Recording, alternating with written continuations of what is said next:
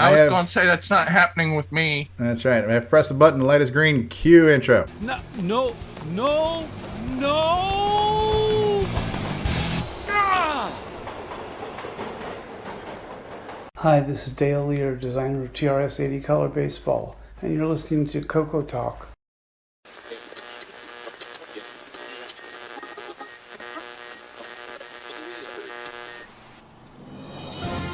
This is CoCoTALK, the nation's leading live talk show featuring the Tandy color computer, with your host, Mr. Gameplay Goodness himself, Stevie Stroud.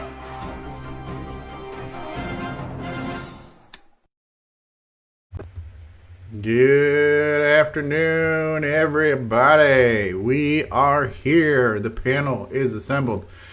The live audience is already live audiencing with us. Exile in Paradise is out there. L. Curtis B, MarkO, Jim Rye, Mikey in the live chat already starting off the program with viewers. That's always a nice thing.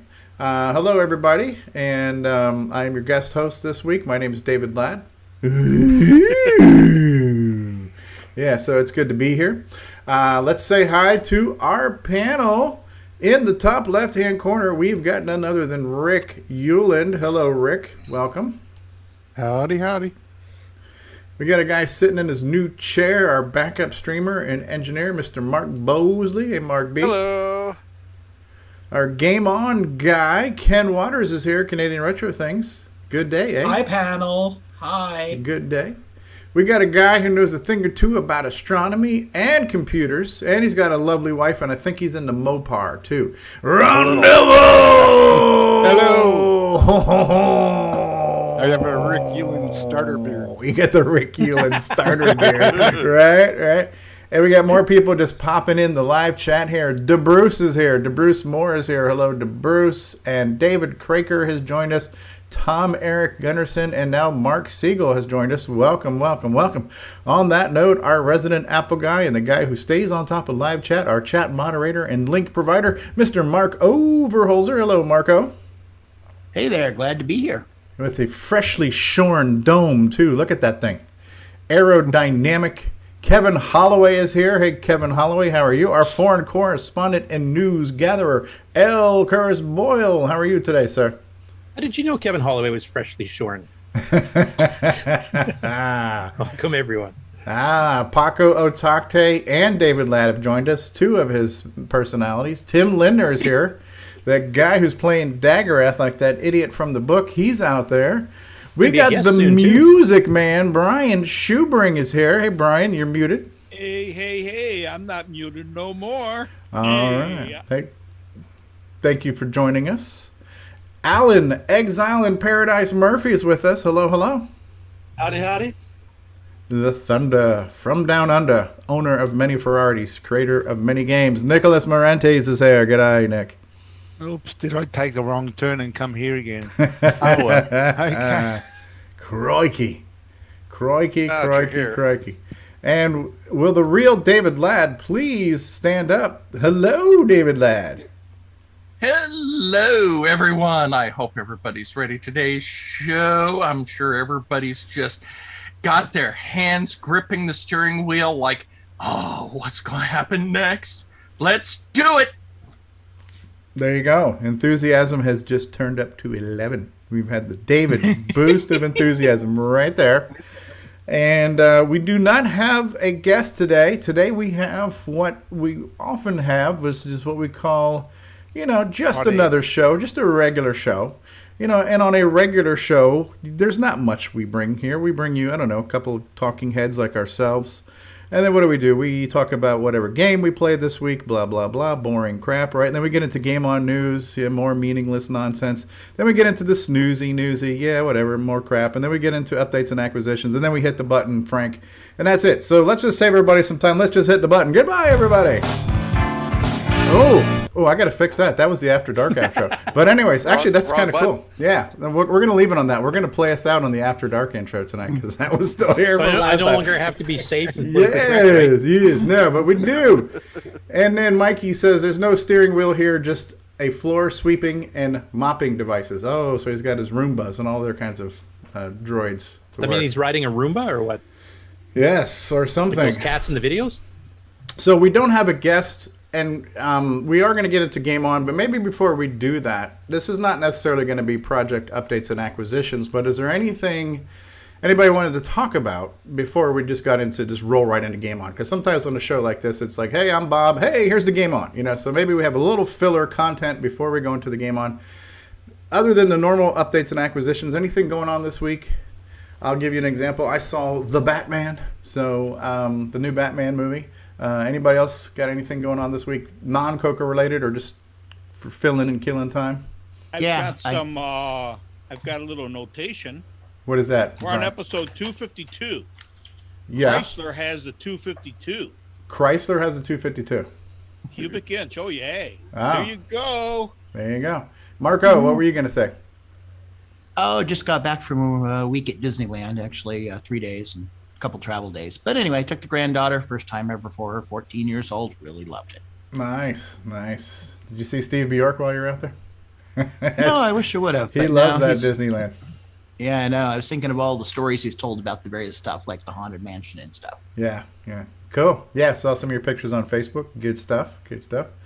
I will bring up one thing, and actually I'll involve Ron Delvaux in this one too. We talked about it on the pre-show. I wasn't going to do it as part of the news story because it's not a CoCo-related story, but since we're doing kind of whatever, Taylor and Amy, we had on last week, of course, have a lot of interest besides retro computers, and one of the things they're interested in is astronomy, and their latest video this week featured them using an iPhone to take photos through their telescope. And since Ron's a professional astronomer among us, I was going to ask what his impression was, if he had any tips for them. It was great. They did a great job. They first put it on and had no clue how to adjust their camera for it, but they did get it after a while. And at the end of the clip, they showed a great picture of the moon. Now the thing to do is do a screen print and make a high color scan for the color computer. Put it on there. Just a few steps missing. They don't have a CoCo 3 yet, Ron. They only have a CoCo 2. Right. Yeah. Well, okay, we can do it with the P mode 4. P mode 4 digitizer. Okay. Yep. Yeah. Okay. But did you have any tips for them? Because you do a lot of photography. Like, is there certain they tips? have an astro scan. It's limited in aperture to I think it's 4 inches, which is good for the moon, the planets. You have to have some magnification for the planets, but you can get some decent pictures with an iPhone. iPhone has great camera, and there's adjustments you can make to it. The main thing is with the moon is so bright, even in a 4-inch telescope. You know, you put your eye in there to look at the moon live, and it almost seems to like blind you because it's so bright. Wow. And sometimes people put on their eyepiece a filter that cuts the light down. Yeah, moon filter. I have one of those in mine. Yeah, and that helps for the brightness and gives you more contrast when you see it with your eye. Just like they said, though, they must have boned up a little bit because one of the things they mentioned that was important is that your eye is not exactly the best optical instrument to use because it's limited in what it can see. But when we use the camera, it's able to get more in different kinds of light and interpret it for us, which makes some of these pictures you see of stars and galaxies and star clusters show up so well. Yeah. I left him a comment because one of my early interests in probably about the grade 4 to 8, 9 thing, I was really interested in astronomy. We actually did a trip to, and I'm not sure if I'm pronouncing this right anymore because I can't remember, but Mount Palomar, the big 200-inch telescope in California. We actually went to visit it on the way to Disneyland. I was more excited by that than Disneyland at the time. It's an awesome place. When I was a kid, I remember looking at galaxies that the Palomar telescope took pictures of and thinking, wow, wouldn't it be cool to see? And then actually taking the same pictures through a home telescope in the backyard is just so awesome because you never realized that you could reproduce those with a telescope in your backyard due to technology now, which is amazing. Yeah. But it was pretty good because I mentioned, like, I had the 2 telescopes. I had a really small little plastic put together model when I was in like grade 2 or 3. And then I actually got a 234 power with a Barlow lens refractor, and I had the moon filter you're talking about. I also had the sun filter, so you can look directly at the sun and see the sunspots going around and stuff like that too. So I was really into it for a while, and then this stupid CoCo thing came up, and I dropped everything else. Sold my telescope off a little bit. I kind of regretting that now a bit. Is there a David Ladd filter for this program to help people? I'm not sure, but yeah, it's the hang up button. And Thanks. David Craker says, I really liked their telescope video too. Sent it to my daughter to watch. Yeah. So here's an interesting fun fact, a little piece of trivia. And I'm not an astronomer, but some of this probably you would understand too, Ron Delvaux. But I met a person who developed a lot of very cool things. He lives down here in South Florida. His name is Alan Rand. Among his many accomplishments was he developed the lenses that brought back the photographs from Mars. He came up with night vision because he was an astronomer. He came up with the idea of the mobile observatory because, as he was explaining to me, you have the heat is a problem, the light from the cities are a problem. There's all these problems, which is why most observatories are like up in a mountain in a cold place because there's less visual distortion and stuff like that. So these are things that he was aware of, and the reason why he came up with night vision was because he was trying to extend the amplification of lenses. And one of the things he had discovered is that every time you double the magnification, you have the intensity of the light that you're getting. So there's a diminishing return in how far you can magnify and zoom with traditional lenses. And that's where he came up with the idea of adding the phosphorus to kind of regenerate the light with each new magnification level. And then that ended up becoming night vision. Not that he planned on weaponizing it or using it for military purposes, but it was developed for astronomical purposes. So really interesting guy. Cool stories, and he's down here in South Florida. And years ago, I helped him set up his website. Ronald Reagan spoke about him in his book and his memoirs, and I put that on his website. And he was developing new types of imaging technology that was supposed to be better than infrared. I don't know where that went, but yeah. So that's the 2 cents I know about lenses. I think the biggest breakthrough in lenses in the last 100 years, or probably ever, is the deformable lenses they're using now on the modern telescopes that can actually, with a laser guide point, can actually make up for the distortion, like you're talking, like the heat wave distortion stuff. It actually will straighten that all out so you can get clear pictures like you do from Hubble. Cool. That's amazing stuff. I never would have thought that ever would have happened in a million years when I was young. Anybody got any? I want to talk about RVs for about 4 hours. You want to talk about camper technology and stuff like that, or are we good there?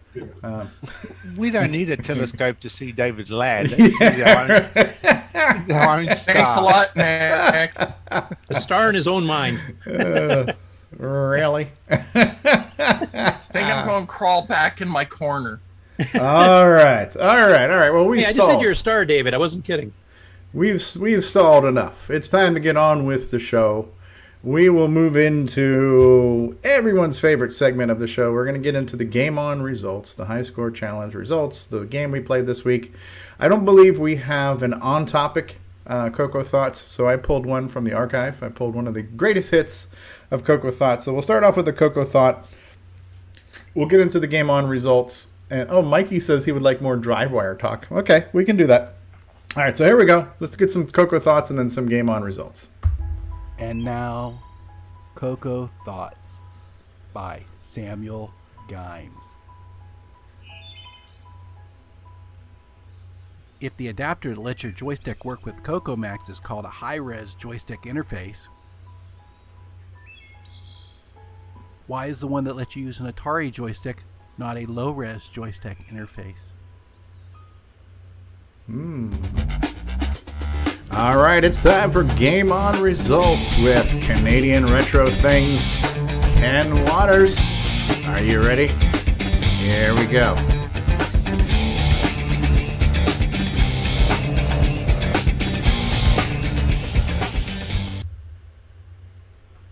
Welcome everybody to the results of this week's CoCoTALK Game On Challenge of the Week, where we played Color Caterpillar. We had a total of 11 players. There was Exile in Paradise with 3,470, MarkB with 5,922, Cedurus with 9,914, Canadian Retro Things with 12,317, Jim Rye with 13,624, Mr. Dave 6309 with 16,177. AC's 8-Bit Zone put in a score a little bit late of 37,858, but he managed to sneak in a score of 16,308 just before the buzzer. We had OG Stevie Stroh with 17,242. Brian Walsh with 30,856. Rich N with 32,666. And the number one score this week was Tasman Scott Cooper with 57,121.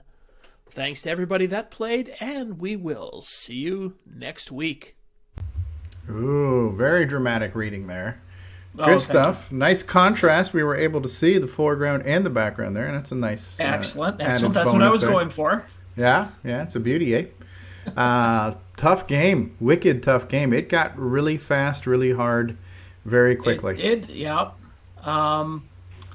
So I looked for reviews of this game, and I could only find one. Except I can't share my screen. Hold on one second. I will remedy that. Multiple participants can share, and I will just go ahead and stop sharing right now. But go ahead. Okay. There we go. Yeah, good job, Tasman. That was that game. Yeah, that was a really good score. Really good score. And you took some dedication to be able to stay with it. Color Caterpillar by Mike Hall. And this was a review in the International Color Computer Club newsletter. Oh, interesting. That's the only place I could find a review of it. Where the hell did you find that? It was on the archive. Okay. It took some searching. Oh, good for you. But, yeah, so... did you do that highlighting yourself there? I did do that highlighting myself, because this person did like the game. They thought there was a lot of emphasis put on the detail of the game, especially the... legs of the, well, he called it a tarantula, and the legs of the caterpillar. But the sound effects, not so good. Just a nice pop when you hit something, but other than that, no noise except for when you score 10,000 points, you get a free man, which I have to say the first time I did that, I died right away because it actually scared me the way the screen... the screen inverts for a second. It goes, what the heck? It goes to dark green, Yeah. And also the fact that you have to watch the title screen every time you reset the game. Yeah.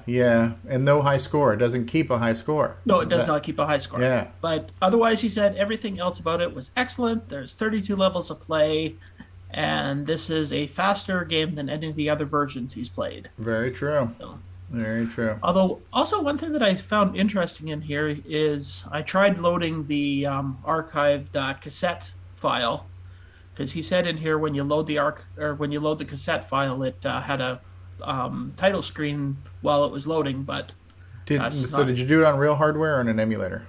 I tried it on real hardware, and it didn't. Did you have the CoCo SDC installed when you did it? No, I just did a direct feed from the computer into my CoCo. Okay, because I know like disk controllers move certain areas of memory out of the way. So I know some of the cassette stuff. When they did the loading screen, if you had a disk controller, it kind of got the memory got shuffled. But if you didn't, if the title screen was part of copy protection, it was probably stripped off in the version of the archive. Yeah, I was hoping to get some footage of that, but I didn't get the footage of that. So, okay, well, so that is the review of it. So he liked the game, other than the sound effects and having to watch the title screen over and over. Yeah, I found it got very fast. Like there was no kind of difficulty ladder. It just kept falling down a chasm of difficulty, and it fell faster and faster and faster as you went. I felt the spider was completely evil. Yeah. There was no safe spot. Even if you cowered in a corner, he'd get you.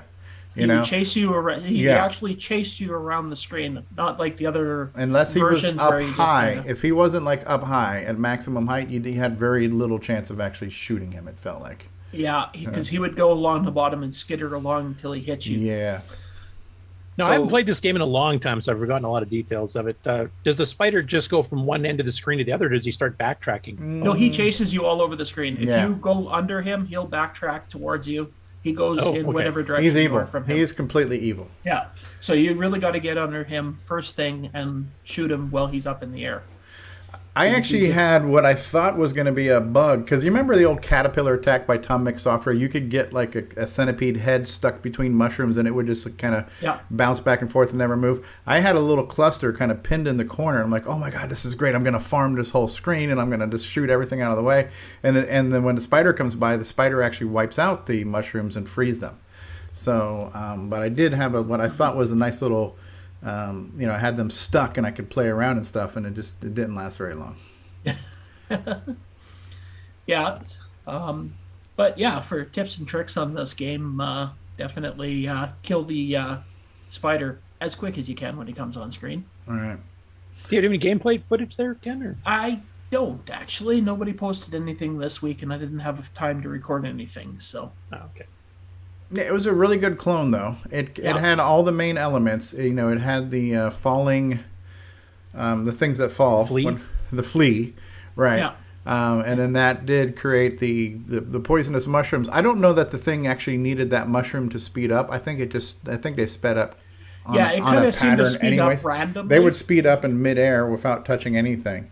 Sometimes you'd shoot them and the one head would come off and go really slow. Sometimes it would go really fast. Yeah. There didn't seem to be rhyme and reason to it. I was on a CoCo 3 and I didn't mess with the F1 colors, so I had red mushrooms normally, and then the blue one was the poisoned one. I did notice every now and then a mushroom would just turn blue on its own without anything touching it either. So I thought that was weird, but... So it looks like this version played with the rules a bit there. Yeah, and I don't remember those fleas falling as often as they did, and even like on the first levels. Like it just happened. It was nonstop fleas falling on every single level. Fleas in the arcade game fall once the number of mushrooms on screen drops below a certain level. Oh, because they're trying to replenish the field. Okay. Isn't it the number of mushrooms on the bottom third of the screen that it's based on? Don't remember. I think maybe I'm remembering that wrong, but I thought if you empty out the bottom, that's when they start firing down. But I might be wrong on that. Well, in this game, it just added more and more mushrooms as often as it could. Yeah, and it did make it pretty easy to hit target though, because you could line up and get it. So I'm assuming the one thing I wish it did is I wish it made a little pop sound when you hit things. So you never really knew if you hit the spider, you just figured, oh, he's gone, thank God, right? But if a little tiny pop sound when you hit the spider or hit the flea would have been nice. The firing sound, a nice little clicky sound, was good. So the bullet sound was a good sound, but a little kind of audio feedback for hitting a baddie would have been nice. I realized it would have slowed the game down a little bit, because it would freeze for a frame while it made the sound. But all in all, I think it was a pretty good version. I enjoyed. Do you think it ranks up there with their buzzard bait? Oh yeah. Buzzard bait was a great representation of the game. So in that regard, as far as the flying part, but yeah, as far as capturing the elements of what all the characters in the gameplay were, 100%. What I found for me personally was just that it just got so difficult that I was not motivated to keep playing, because it really felt like it was just punishing the player. Sometimes a game is good and it's difficult by design, but it's not difficult by evil. And so, you sometimes want to keep playing that game to push yourself to get past where you did last time. This game just felt like it was punishing me. So I could average 12,000, and it was really hard to break that plateau. And I played it a few dozen times this week. I was able to squeeze in a lot of time. So I did make valiant efforts to get better scores, but I was like, you know what?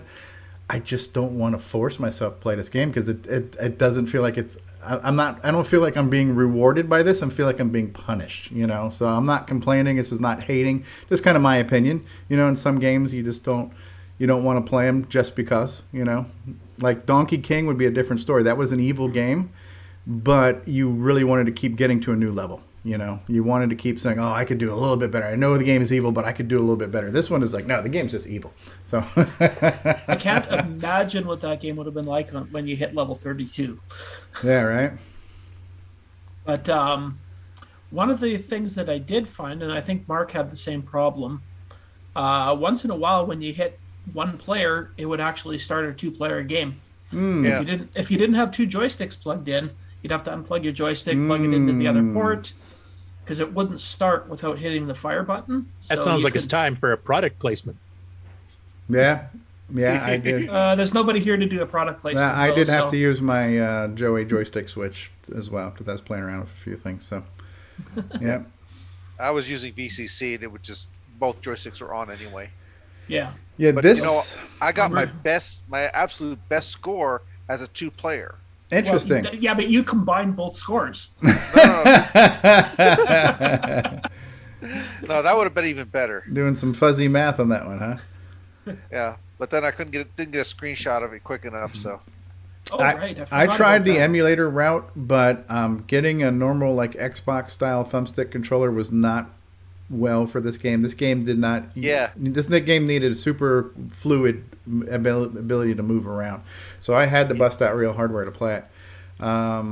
I tried it with a mouse on both the CoCo Pi and even like on XROR on my computer, but then what I was finding was that I could still see my mouse and the game, and I couldn't get rid of my mouse pointer, so that was like bothering me. And so I wanted to play the game bad enough to where I had to bust out hardware in order to do it, just so I could play this week. And I did, because you needed that analog joystick. See, my suggestion the other day was that to maybe reverse the wiring in a mouse, turn it upside down, and use it as a trackball. Yeah. Or you just use a real trackball. That works too. Got one of those. Oh, yeah, but who's got one of those? Yeah. Me. I do. I got a Wicco. Okay, yeah. Yep, but not everybody has one of those. By the way, Bruce Moore has joined us, and he's been pantomiming quite a bit. So for those at home who are hearing impaired, we do have the pantomiming signing language, or is that visually impaired? Yeah, something. I don't know what it is. Hearing impaired, some type of impaired. But yeah, we got hand gestures going on here, thanks to Bruce. So and he's a little bit tall too today. A little bit tall. He's cut off at the eyeballs.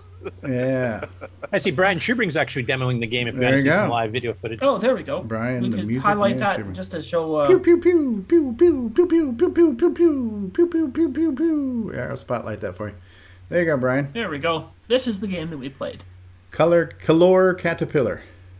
The animations look nice and smooth. Yeah, I have to it say. starts off innocent enough, and then it just gets wicked fast, wicked hard, wicked quick. And then when you got that last one left, he is a devil to try to get. Yep. So that one's gotten stuck down in the corner. And then it will keep adding on extra heads if you don't. Another thing too, it was very brutally honest with you. It didn't say game over. It said player one dead. But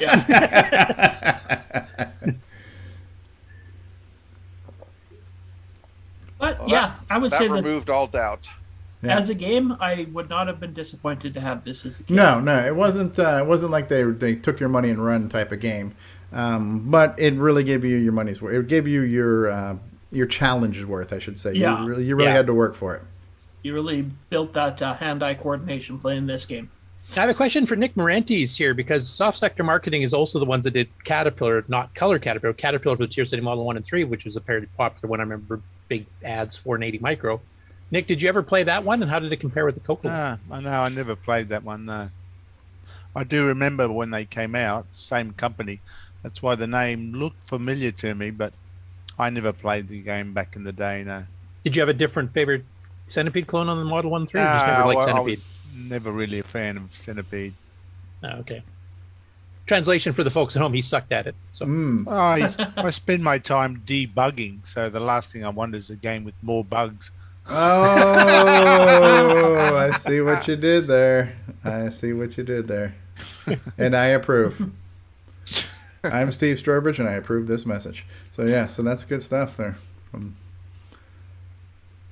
All right, so well, that was the game of the week. Anybody want to see what we're playing next week? Nah, who cares? Move on. Oh yes, I'm waiting here in suspense. Ooh, David's excited. Ooh, what the hell is that? Oh, finally, Space Race. A Mega Race clone for those of you familiar with the arcade game, which is a vector game.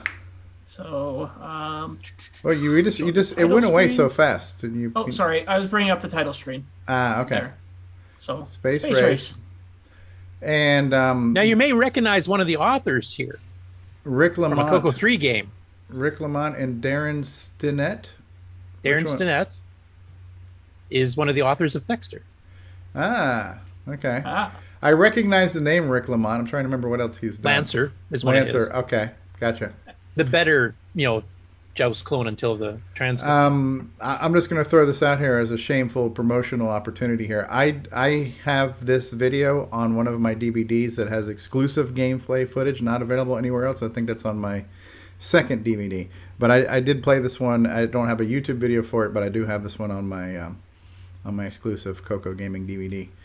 So buy the exclusive DVD to get a better score this week. I don't know about that, but you can play the game for free. So. Yeah, so we're playing it on level 0, and for those of you that are familiar with Omega Race and not this game, the control scheme is a little bit different, because on every version is it kind of like Asteroids where you have to angle the ship and then thrust in the direction you're pointing? Well, that's how the original Omega Race is. This one is actually, it thrusts you in whichever direction you push the joystick. It turns you and thrusts you in that direction. So so a little bit different. But if you center the joystick, you'll actually get momentum where you'll slow down and bounce and then gradually come to a stop. So there's a lot of flight mechanics to get good at this one. This used to be one of my favorites back in the early 80s after it was released, to be honest. I haven't played it in years, so I don't know how I'll do now, but I used to be pretty good at it. And like I said, we're playing on level 0 because I tried it. It's pretty hard. So other than if you're Curtis Boyle, you might have a little trouble playing it. Okay. Well, before we go further, if Sloopy's unable to do the live game show, can we make some sort of arrangement here right now to make sure that we do have a live stream for people to watch? Yeah, just let me know. Let me know. Okay. If the day of, if Sloopy hasn't chimed in saying Thursday is the day, right? Yeah, Thursday. So if Sloopy has not mentioned anything on Thursday, let me know and I'll do it. Okay. Problem solved. Cool. Yeah. Somebody also have to double check that because I'm usually busy right at the very beginning of the broadcast. So I won't know until probably a half hour to 45 minutes in that we're not streaming. Yeah, and so it wasn't streamed to the public, but it was still took place on Discord, which is where it happens anyway. So I believe a handful of people still did conglomerate and play together and had a nice kind of group social experience. So always something to do on Discord. We played while wondering where everyone else was. Right, right. DeBruce Moore has joined us. Hey, DeBruce, how are you? Unmute. Hey, I'm good. And good to see you. Hey, Bruce, I'm hearing you in both headphones now. Yes. I actually had to buy something to allow me to do that. All right. No, I didn't, but yeah, I've got it all figured out now. Beauty, eh? Yeah. So, Bruce, I have teased now twice the fact we want to try to do this private viewing party. Do you want to mention that? And maybe we can start to solidify a few things. But I mentioned it on our After Dark 2 weeks ago. I mentioned it on the show yesterday. Yeah. So I'm trying to start to unofficially raise public awareness that we want to do this. We need to kind of formalize when we want to do it. But you want to just kind of run through what you and I spoke about? We're talking about a screening of CoCo Forever. I can't even remember how many episodes there are now. But alt reality... it's a multimedia radio drama thing. It's about what if Tandy won. It's kind of like a Back to the Future kind of idea, starring many of luminaries in the CoCo community as themselves. Some of them are on the panel right now. Some of them are actually quite good at it, being themselves. And we're talking about doing a... sorry, I wasn't sure I was going to be... kind of got me on the spot here, but doing another live screening with the host. We did this once before. It was an awful lot of fun. I imagine we've forgotten most of it since then. It'd be a great time to introduce it to the folks over the last couple of years who don't really know about CoCo Forever. And and Stevie, since we last talked, I got thinking about the potential of actually making, in time for CoCo Fest, another episode of that. Ooh. And having something, well, anyway, it's rattling around in my head, but there could be something that actually extends the story somewhat. And, okay. I'll just, so that's still rattling around in my head right now. We'll see if it pops out or not. But I got ideas. Okay. Okay. That'd be cool. Some You know, value added kind of like they've content. just done a new Matrix movie, right? Right. Right. Like It better be sort of better like- than that. which I haven't seen yet. So but the idea that somehow its story didn't end, it continues in some sort of way. So yeah, there might actually be new CoCo Forever content in the near future. Okay. Now with that, so do you want to postpone the private screening to make it where it would include that content, or can that be a post-screening thing? Yeah, good question. Need to think about that a bit more, and we can talk about that a bit more Okay. offline. And see. Or Yeah. in celebration of the unveiling of the new card. Yes, that's true too. Could do it that way too. But we were going to do this as kind of like a private screening, so it would not be streamed, and only Right. the people who wanted to participate in it would be there. And the idea would be to number one, experience the whole thing in all of its mixed media glory, but also have all the Yeah. cast and crew there to talk about it, like we did last time. Yeah. And then it would be, I think we had talked about where basically people could buy a ticket, so to speak, and name your own price for the event. And then once people got their ticket and we just did it, and then it would be a shared experience for those who bought the ticket to be part of the screening, and that would be it, right? Is that still kind of the plan? Well, that's a plan thus far. Okay. Yeah, I really got to think over this new episode idea, because if I bring in a new episode, I wonder if it might be fun to do a post-fest. Okay. Post-CoCo Fest. Okay. Okay. And show up with, I'm just kind of looking, I mean, you guys give me some feedback on this, but you can get these USB sticks that look like cassettes. Yes. Yes, I have one. And I was thinking, what if I put all the stuff on there, plus Right. the new episode, Okay, and then sold that as an item and for presented that at CoCo Fest as a tangible Yeah, oh, thing, yeah. and then maybe we could all have this. Okay. Okay. Or I don't know. See, that maybe would that be giving it away then? If you had this the live party. Well, the live party is always going to be a private party, right? Not everybody's going to be able to do that, but True. it's a great production, and it's worth listening to and experiencing. So just to mention some of the things you've talked about. So there's been a new Matrix movie, which is not necessarily a reboot, but kind of a continuation idea, right? There's a lot going on in cinema right now, playing with the idea of the multiverse, right? So we had the Spider-Man multiverse. We're getting ready to have a Doctor Strange multiverse. There's going to be a CoCo Forever Flashpoint is multiverse. totally a multiverse idea, right? So, It totally is. you're already Yeah. talking about a kind of possible Back to the Future where the future's not changed too much, but it's a little bit better. You know, like Marty ends up with the pickup truck, things like that. You know, That's so right. Yeah. And because you're dealing with time, this episode could take place anywhere in the middle of, before, or after. And I just think you've set up this landscape where there really aren't that many rules when we're talking about time travel and alternate reality. So I think you've got so much freedom on how you want to do this bonus episode. Yeah, there's a lot of room there, and if I can kind of get this rolling, I'll definitely want to be calling on some more voice talent. Right. And so we're going to have to imply some computer graphics and some CGI to digitally de-age us now, since we've all gotten so much older since we originally recorded all this right now. So, So can you Yeah, but make what up if a it jumps prequel? actually literally into the future? Oh, into the present, right? Past us. Yeah. Oh, it to could the jump future. past us, right? To the future So past us. Oh my God! But you know, it's we so should be digitally aged. Yeah, digitally aged, right? Yeah.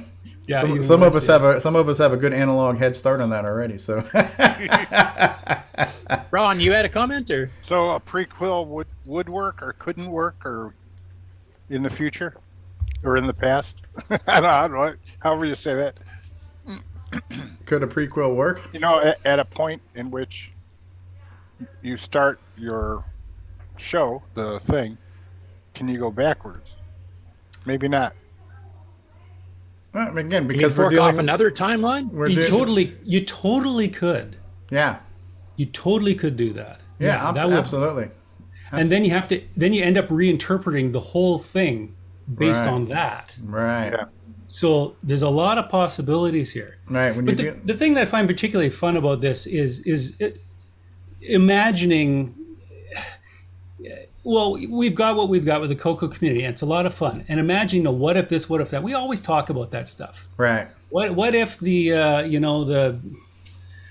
CoCo 3? What if the CoCo 4 came out, or all that kind of stuff? We can throw all that kind of stuff in there and then follow it to its illogical conclusions, and it's fun to have people in the community show up in this multiverse, right? Playing themselves in different roles, and it's pretty fun. Like I should count, but we had a lot of people show up in CoCo Forever that are around right now. Right.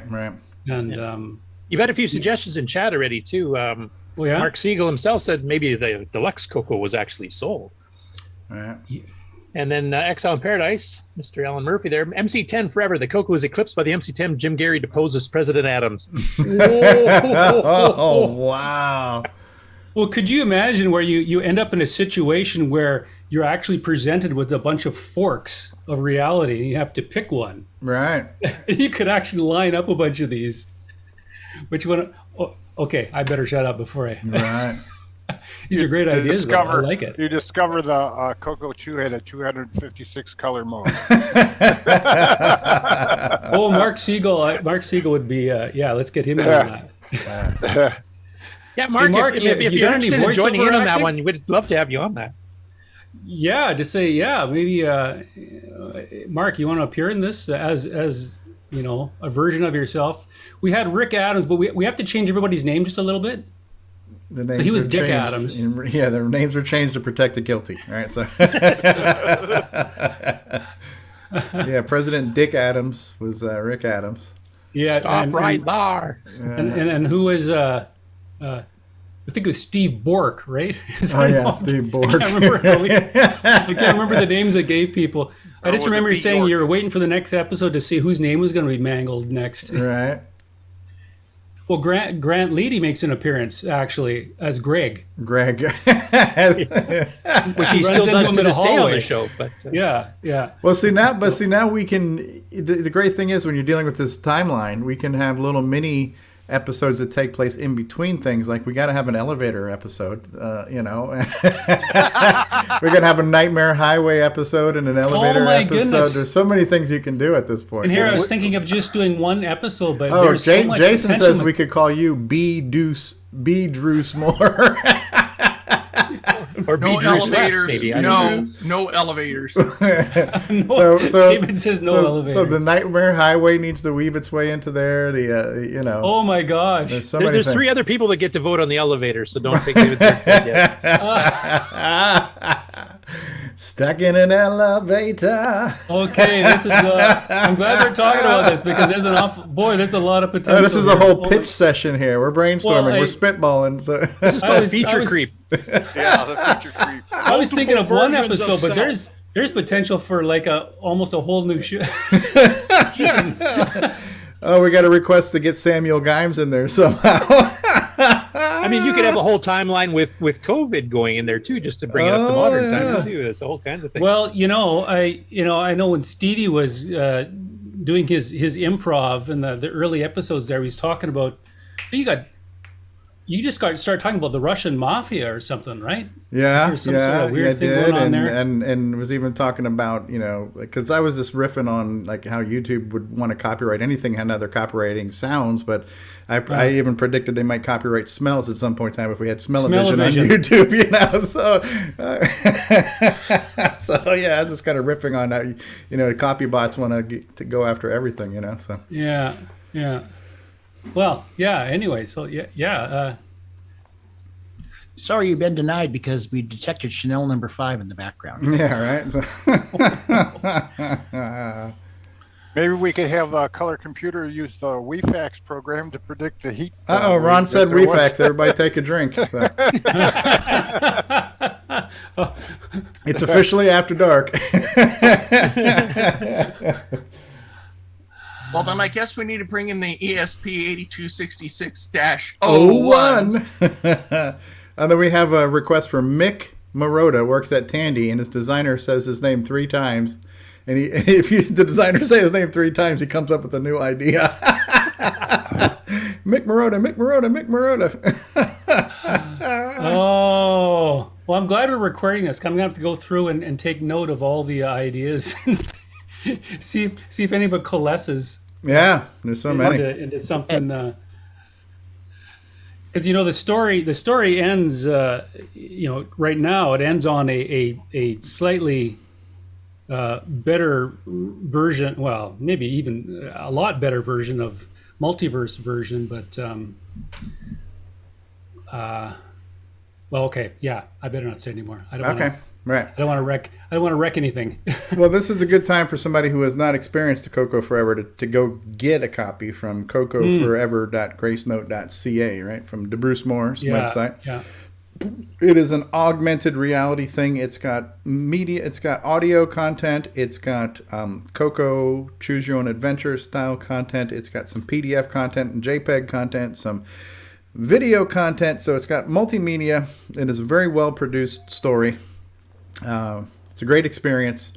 Experience it on your own and stay tuned for a date where we can have a private screening party where we can experience it together, including the cast and crew, and dare I say, loosely using air quotes, talent that was involved in this. So can I add, that's a great wrap up. Can I just add one more thing here, Stevie? Sure thing, there. I had someone Peter, I won't give his last name in case he doesn't want to be Pumpkin Eater? Peter listened to CoCo Forever not that long ago. Okay. And he sent me an email, which I posted in Discord, but maybe this is just worth reading out here. He says, just a week ago, I finished with CoCo Forever. But he got it more. He says, now I bought it more than a month ago, and it only lasts about 2 hours, so I must be a slow listener, right? He says, well, have you ever read a book and didn't want it to end? That's exactly what happened to me with CoCo Forever. I listened to it all but the last episode, then I went back to the beginning and listened again, and then did it again before I finished it. Wow. And then he says a bunch of other nice things about it, but at the end he goes, to top it all off, the atmosphere of the whole thing reminded me of the feeling I used to have watching Star Trek The Next Generation every weekend, every evening after work in the early 90s. So wow, that's high praise. If you ever feel like doing this again in the future, let me know. Like I'm in, right? So wow. That Peter's comment encouraged me to think about extending this a bit. And, okay. It can certainly be a community, and I always want it to be a community inclusive thing. Yeah. That's what we're here to have fun, right? Absolutely. Yeah. So here we are. And that's high praise, especially when you throw in a TNG analogy. When you're compared to the next generation, that's extremely high praise. Good stuff. But all of your stuff, Bruce, just to give you another pat on the back, everything you've done has been outside of the box, very creative, very thoughtful, very well produced and packaged, like Forest of Doom, having the manual, having the soundtrack, CoCo Forever being another one. So there's just so many things you've done that have just been these super, creative, well-produced things, so. Well, then let me also say that I'm hoping to have something new and super to show at the fest this spring. All right. Yeah, Beauty. it's I'm getting significant help from various people in the community, and I'm making a point of. I started making a list of all the places where I've gained information and people who've helped me with stuff, because I want to make sure I acknowledge everybody who's helped me put these things together. So right. I imagine that list is starting to grow because there's so many people out there who do that. It's easy to forget and even take for granted that we've got so many people who help out in so many different ways. Well, I just had someone I was looking for a way to detect the CoCo STC, and someone said, well, talk to Paulie Fiscarelli. He might not. So he said, oh yeah, here, let me look into this.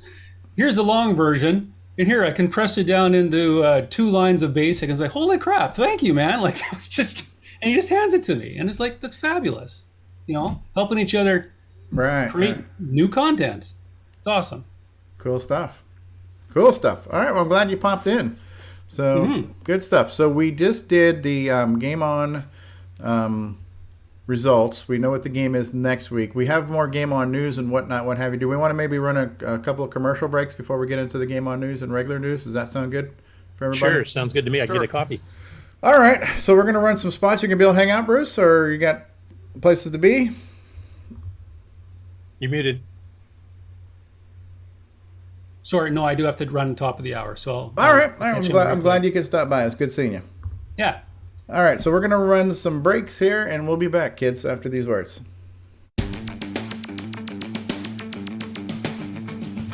Hi, Retro Tech Heads. Data Soup here. You're watching CoCoTALK, the world's leading live talk show featuring the Tandy color computer and proudly Patreon sponsored by RetroTechTime.com. CoCoTALK would like to thank the patrons who sponsor our program, so our heartfelt gratitude goes out to Alan Huffman, Alan Murphy, Blair Ledoux, Bowden Aaron, Brendan Donahue, Brian Weasler, Brian Walsh, Karen Anscombe, D. Bruce Moore, Daddy Burrito, Daniel Williams, Diego, Eric Canales, Glenn Hewlett, Graham Vebke, Grant Leedy, Henry Strickland, Jason Downs, Jay Style, Ken Reichard, Malfunk, Michael Pitsley, Paul Fiscarelli, Paul Shoemaker, Paul Thayer, Retro Tech Time, Rick Ulland, Rob Inman, Rocky Hill, Stephen Wagner, Steve Batson, Steve Rasmussen, Terry Steen, Terry Steggy, The Backyard Shed Gang, Tim Thayer, Tom C., Tom Gunderson, Tom Herron, Tom S., Tony C., and William Athing. Thank you ever so much, patrons. It's time for everyone's favorite segment, Who's New to Discord This Week? Brad. My name is Brad, and I am into retro Tandy computers. I started computing in 1981 on a CoCo 1 and currently own a CoCo 2 and 3. Sept. Hi all. I'm Matt, and the very first home computer I ever experienced was a CoCo 2, that my mom had picked up from a garage sale secondhand. I have a CoCo 3 and quite a few accessories that I've been enjoying. Marlon Lee. My name is Marlon. I got my first CoCo on April 1, 1982, and my CoCo 3 as soon as they were available. Voltsy. Hello everyone, my name is Luke. I only recently got into the world of CoCo computers. I was given a CoCo 2 and I have been having a lot of fun playing around with it. Geiger 9. Hey, my name is Matt. I like 8 and 16-bit game consoles as well as 16 and 32-bit computers.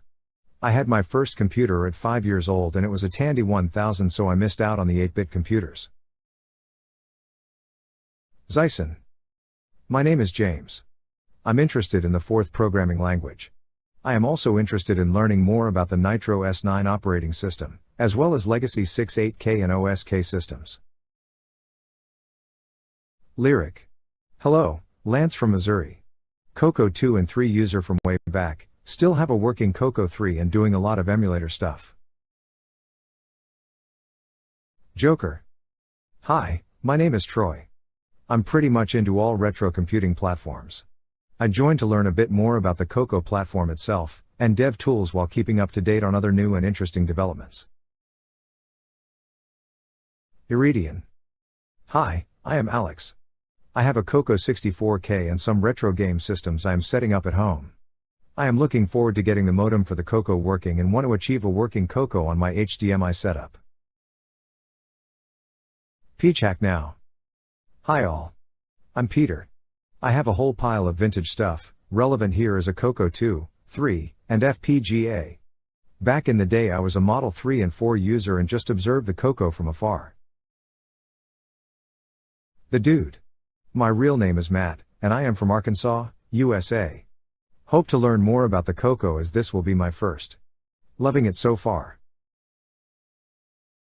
The previous bios were edited for time's sake. Thanks to Melly, Boysontech, Paul Fiscarelli, Eric Canales, Terry Steggy, and the CoCoTALK patrons for boosting the server. Please consider joining Discord and visiting the welcome section to read these bios in full and see what the community has to offer. At discord.cocotalk.live. All right. How do you like that? We are catching up on Who's New to Discord. That's quite a few. Quite a few, including The Dude. I love that name, The Dude. And Marlon Lee joined us recently. And we have to try to get Marlon on the show. I'd love to get him and Atari Leaf on the same time because they're kind of the original YouTube video game players way before you or me or anybody else did any YouTube videos. Absolutely. Back when YouTube was good, before all these losers came and took it over, right? So we do have a little teaser promo sizzle reel about some upcoming guests. Curtis has mentioned this on the Game On News several times, but that guy who plays Daggerath, like that idiot from the book, Tim Lindner, he does a thing with his sister called Sibling Rivalries, and they play games together, and we're going to have them on as a guest. So we're going to run that spot. You ready? This is the world premiere of the Tim and AJ teaser video. You guys ready for this? Go for it. All right, here we go.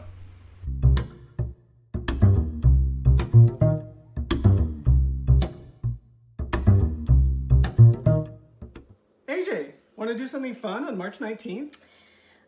Is it more fun than playing video games with you? A little. No.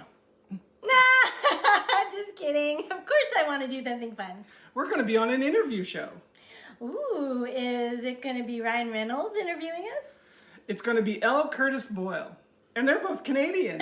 I love L. Curtis Boyle. Count me in. So on March 19th, tune in to the CoCoTALK podcast on YouTube at 1 p.m. And you can find out about our show, Sibling Rivalry, and get all the hot and juicy details. Why is it always juicy?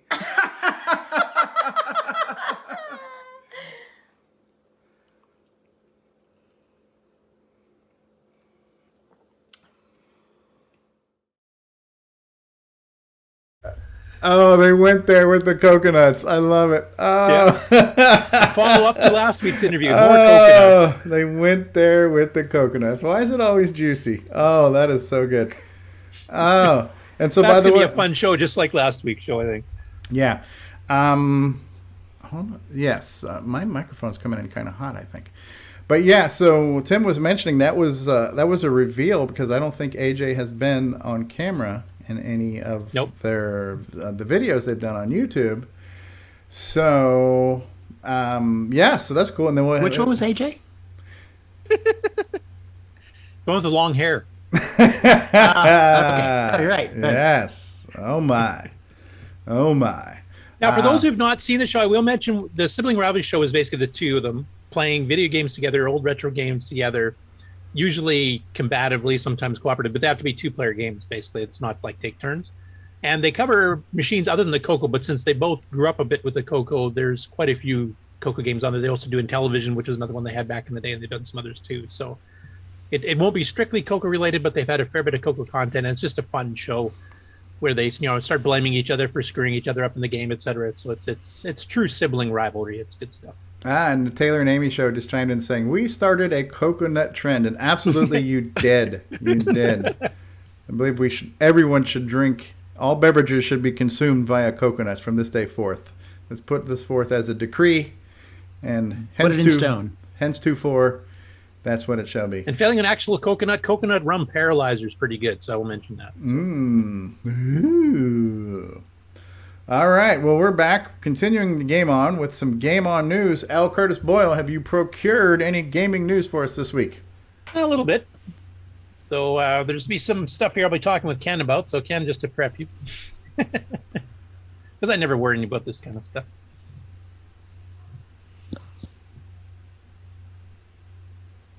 Oh, yeah, you guys can see that? Sir, yes, sir. Update on MacrB. Yeah, so MacrB is one of the AGD games. And now this is the one that I mentioned last week that Pere actually had a big, multi-paragraph write-up on because it's one that actually expanded the engine beyond its normal capabilities. Okay. And this was also expanded the one on the Spectrum itself beyond its capabilities. So there's like 36 ML subroutines for sounds and stuff. So you had a lot of extra stuff here. And I actually hadn't seen it running. I just read this. So Ken and Steve Bamford have both actually played and done some videos, and I'll be showing that a little bit later in the show. But one thing that both of them also discovered, there was a bug with the way the joysticks were being read. And Ken, you hit this when you were trying to play it, I know. Yep. And Steve Bamford actually directly contacted Pere and mentioned that he'd hit the exact same thing, that the joystick was not working. And what was the behavior it was giving? It was like you push the button and you move left. Yeah, the fire button moved you to the left. Otherwise, nothing. Yeah, which definitely made it a bit difficult to play. But the keyboard still worked even if you chose joysticks. So, yeah. So anyway, this is a post on the World of Dragon archive forums here from Pere saying, Steve Bamford has found a bug in the control menu for the joystick didn't work properly at all. Thanks for spotting that one. So he said he also has added a third option to be able to redefine the keys. But this means the standard AGD function called control menu is no more because it only accepts 2 choices. He's also got it so you can now break out of the tune player at the beginning, like it plays a bit of a theme song, and you have to basically wait till it's finished. Now he's got it so if you tap the break key, you can break out of it. Let him wait for it. So there's an updated version of MarkB now available for download that fixes those bugs and then adds in the being able to exit the song. I still would like anybody listening to this who's got access to the Super Sprite FM Plus board. I mean, you can do it on the emulator, I guess, if it's the easiest way for you to record. But I'd love to see a recording what that actually looks like with the sound and the color graphics. But I would really, really love to see it running on real hardware with a real board, just to show people what that board's capable of, because it looks to be a showpiece game for it. So, I mean, that's available for download. And then next up, game pack number 53. And this is the very last pack they could build with 6 games, is how they put it. So they finally have caught up all the ones that have been released since his first batch came out a couple years back. This actually breaks the 300 game barrier too. So now we have over 300 AGD converted games that run on the Dragon and the CoCo. So I will go through the ones here. The first one is called Donkey Kong Reloaded Again. Actually, I guess like he did in a different order than he listed here. So the man with the golden joysticks, this is kind of a cute picture here, and actually he appears on the right here throughout the game. Other than this, it looks to be very much, Jet Set Willie Manic Miner style, even with the like toilet. Is that the Commodore logo over there, the little C? Yep. Yep. And is that a toilet? Is that a toilet down there? Yeah, that's from. Was it Manic Miner has the toilets, or is it? So is the goal to get the Commodore in the toilet where it belongs, or what? If it's not, it should be. That's right. Anyway, I like the fact that they took an inverse image of this guy and put him actually in here for part of your score identification. And the little joystick, I think the joystick says hype. Hype. Not sure what that means. But a couple screenshots from that one. Yeah, cute. And deals with pie too. So yeah, live and let pie. Okay. I like pie. This has got as bad puns as Fangman does. Okay. And dragon symbols there. Yes. So they've seemed to take a lot of so things they have from the different 8-bit. symbols from the different computer systems. I'm liking it. Yes. Cool. Yeah, truly retro. And you'll notice there's no toilets on this screen because the dragon. Yes, because it's the dragon. That's right.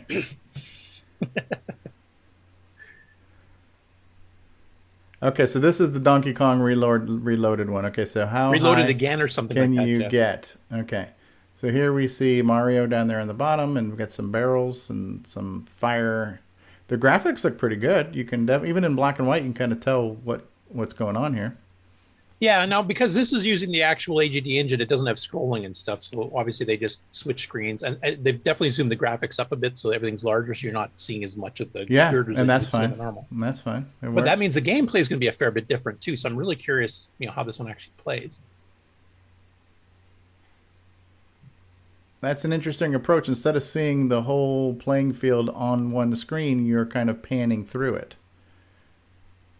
Yeah, that is interesting. An interesting approach.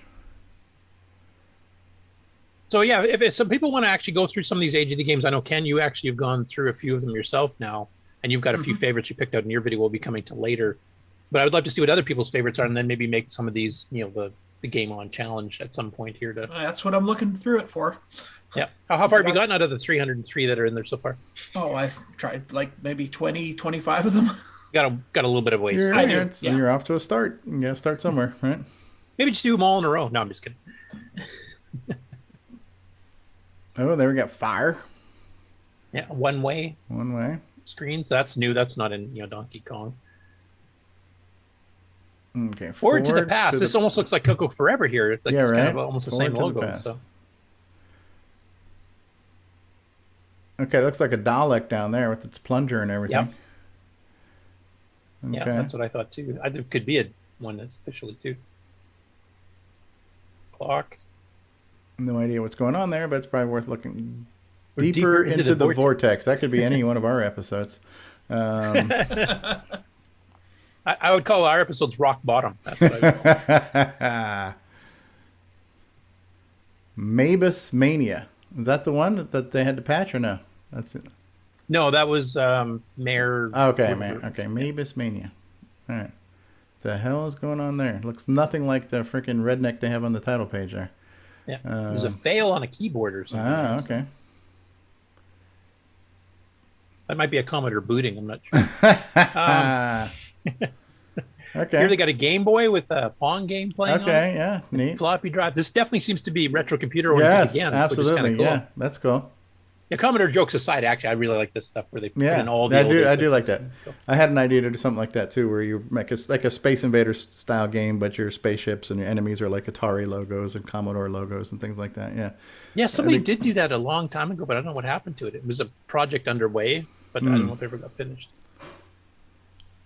Okay, cool. Keep going. What is this? Mega Manic Mulholland. Yeah, that looks like a Sega logo for like a Mega Drive cartridge. Yeah. Okay. Now I will mention one thing. Pere said he got special permission for these Slonysoft ones, so I don't know if these are normally commercial EGD games as opposed to freeware. I don't know why he needed special permission from it, but he did get the permission from it.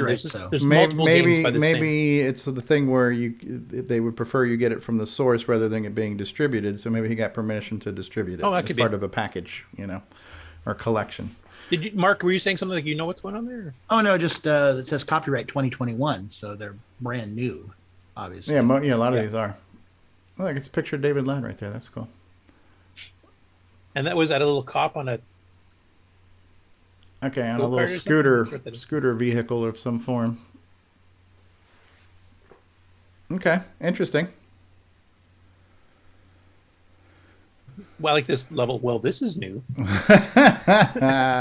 That's one thing I have to say. Almost all the AGD games have named levels, which is something I really like. Yeah, and a lot of them have a good tongue-in-cheek humor in them too, which is great. We never really got that here, or in North America in general. To be honest, I mean that was something that seemed to be very popular. Fangman did a pretty good job with that. Yeah. Monty's Last Strike. No idea what the hell's going on there. Looks like a bear, and there's other things going on there. Where's a turtle? Monty Mole is a character from, I think, Spectrum Games. Monty Mole. Okay. Kind of like Chucky Cuthbert. Egg or Sonic the Hedgehog and Monty the Mole, huh? Yeah. So that's the latest, and it will be probably the last pack for a while. Now, the way he worded, he said this is the last 6 game pack. I don't know if that means he's got a few games left that just doesn't make a full 6 that he could still put out, or if he's actually totally caught up now, and now he'll wait until a whole new batch of them comes out and then issue some more updates. But that does take us officially over the 300 game mark. I think it's 303 total now. That's neat. And of course, he's still making the Super Sprite FM Plus versions of some of these. I think he's got 4 or 6 or something like that out already of those. Or maybe closer to a dozen now, I think. So any of you that have that board or are interested in getting it, there's definitely enhanced graphics, sound, music, sound effects, everything else there that will run on CoCo 1, 2, or Dragon, or the CoCoCrew. That board works with them all. So, and hopefully we'll get some of these in the future here once Ken gets a chance to go through a whole bunch of them and pick a couple of favorites. Ken, did you want suggestions from the audience, from anybody that may have? Oh, absolutely. Okay, so that's a public request from Ken. Yeah, suggestions on these games or other games. I am willing to take any suggestions people have. Okay. I think I suggested Space Race, didn't I? You did. I did? Okay. I'm glad the bribe came through. Yeah. Okay, next up after that. So Paul Shoemaker's been working on his new CoCo 3 free cell game that we showed before. But he's also simultaneously working on a CoCo 1, 2 dragon-friendly version of it, which means no artifacting colors. It'll use the standard, PMode 3 color set. And he put out 2 videos, one at the beginning of the week where he showed the animated title screen, and then this one here, which shows that again, but it also shows some actual dealing of cards and being able to move around to select cards. So I'm going to play just the second one because it's actually basically got everything combined into one here. And, well, hopefully you'll be able to hear. Let me know if you can hear the sound effects okay.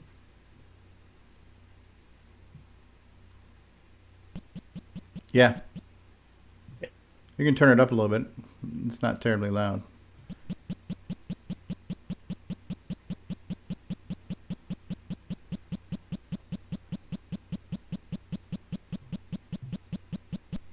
Yeah, that's cool.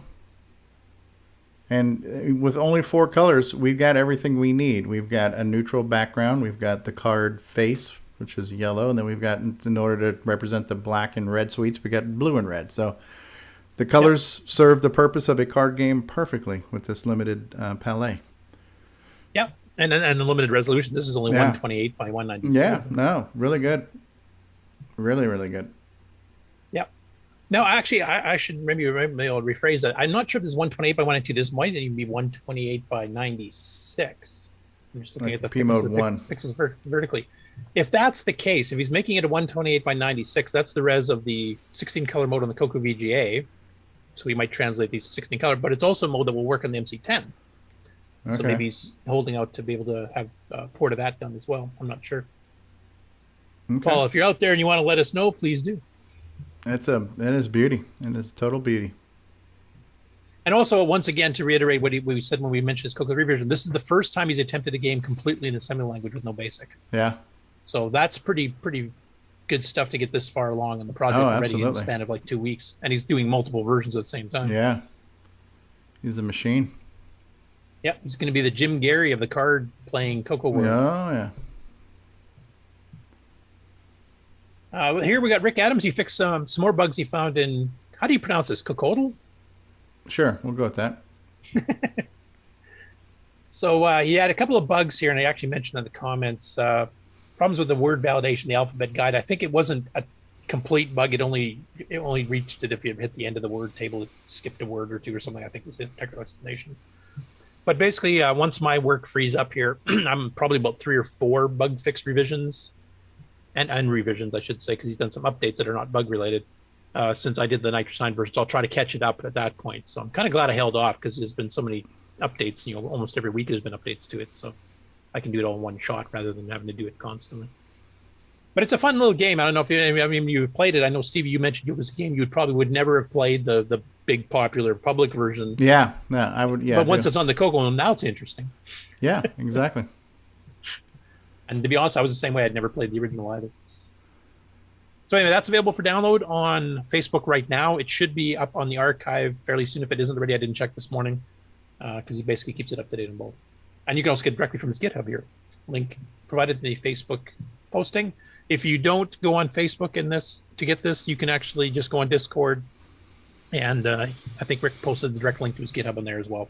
And it's basic, totally basic, no machine language. It's source code, of course, is included. It's not, copy protected in any way. So feel free to fiddle with it.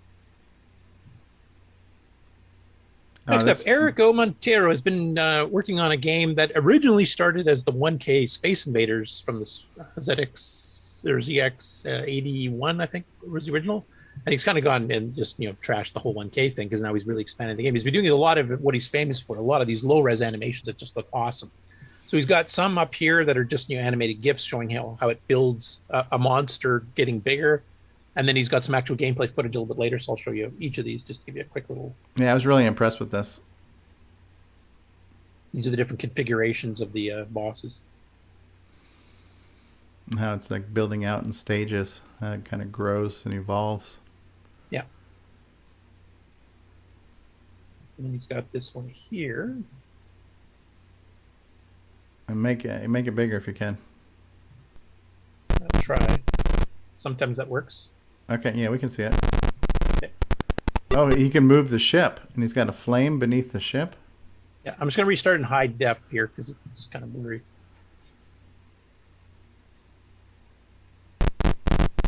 I'm assuming he's using ML subroutines for the sound here of some sort because that's definitely not a play command or a sound command. Yeah, either that or a super fast play command. There it is. Ugh, it's more. Oh, look at that evil face. Ooh, it's shooting at you.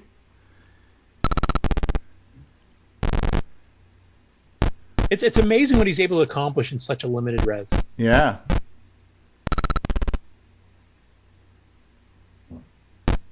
I mean, I wrote my fair share of basic games back in the early 80s. It's like lightning bolts.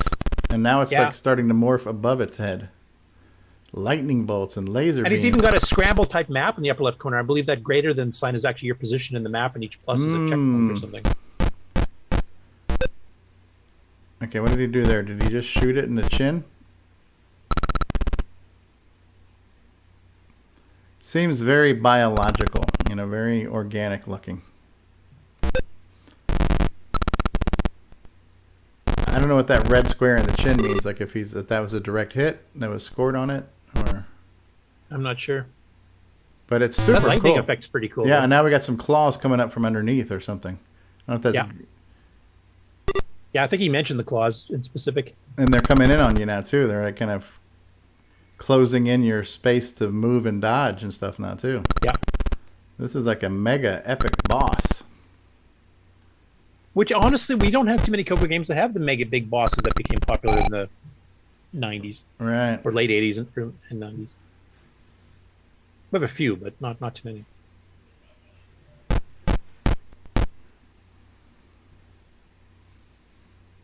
And then the claw keeps creeping in. Man, no, this is stellar.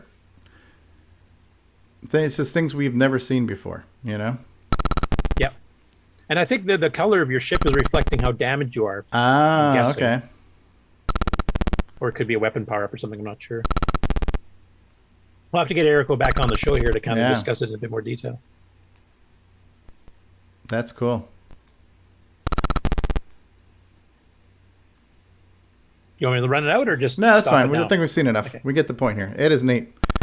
It is neat. Good job, Erico, as always. He never disappoints. And here it is building out again, the whole morph thing. Yeah, just insane. Yeah, here he mentions the moving one claw. Yeah, it's got a very organic kind of mutation, biological feel to how it shape shifts and adds onto itself and everything. Very cool. Yeah.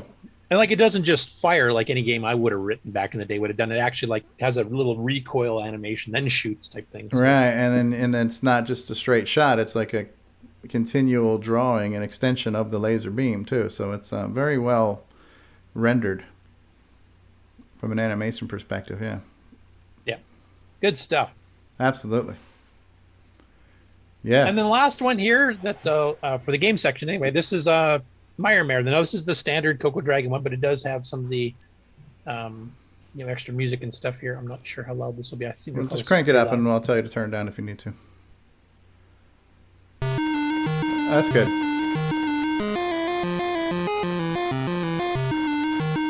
Yeah, music player's good. Yep.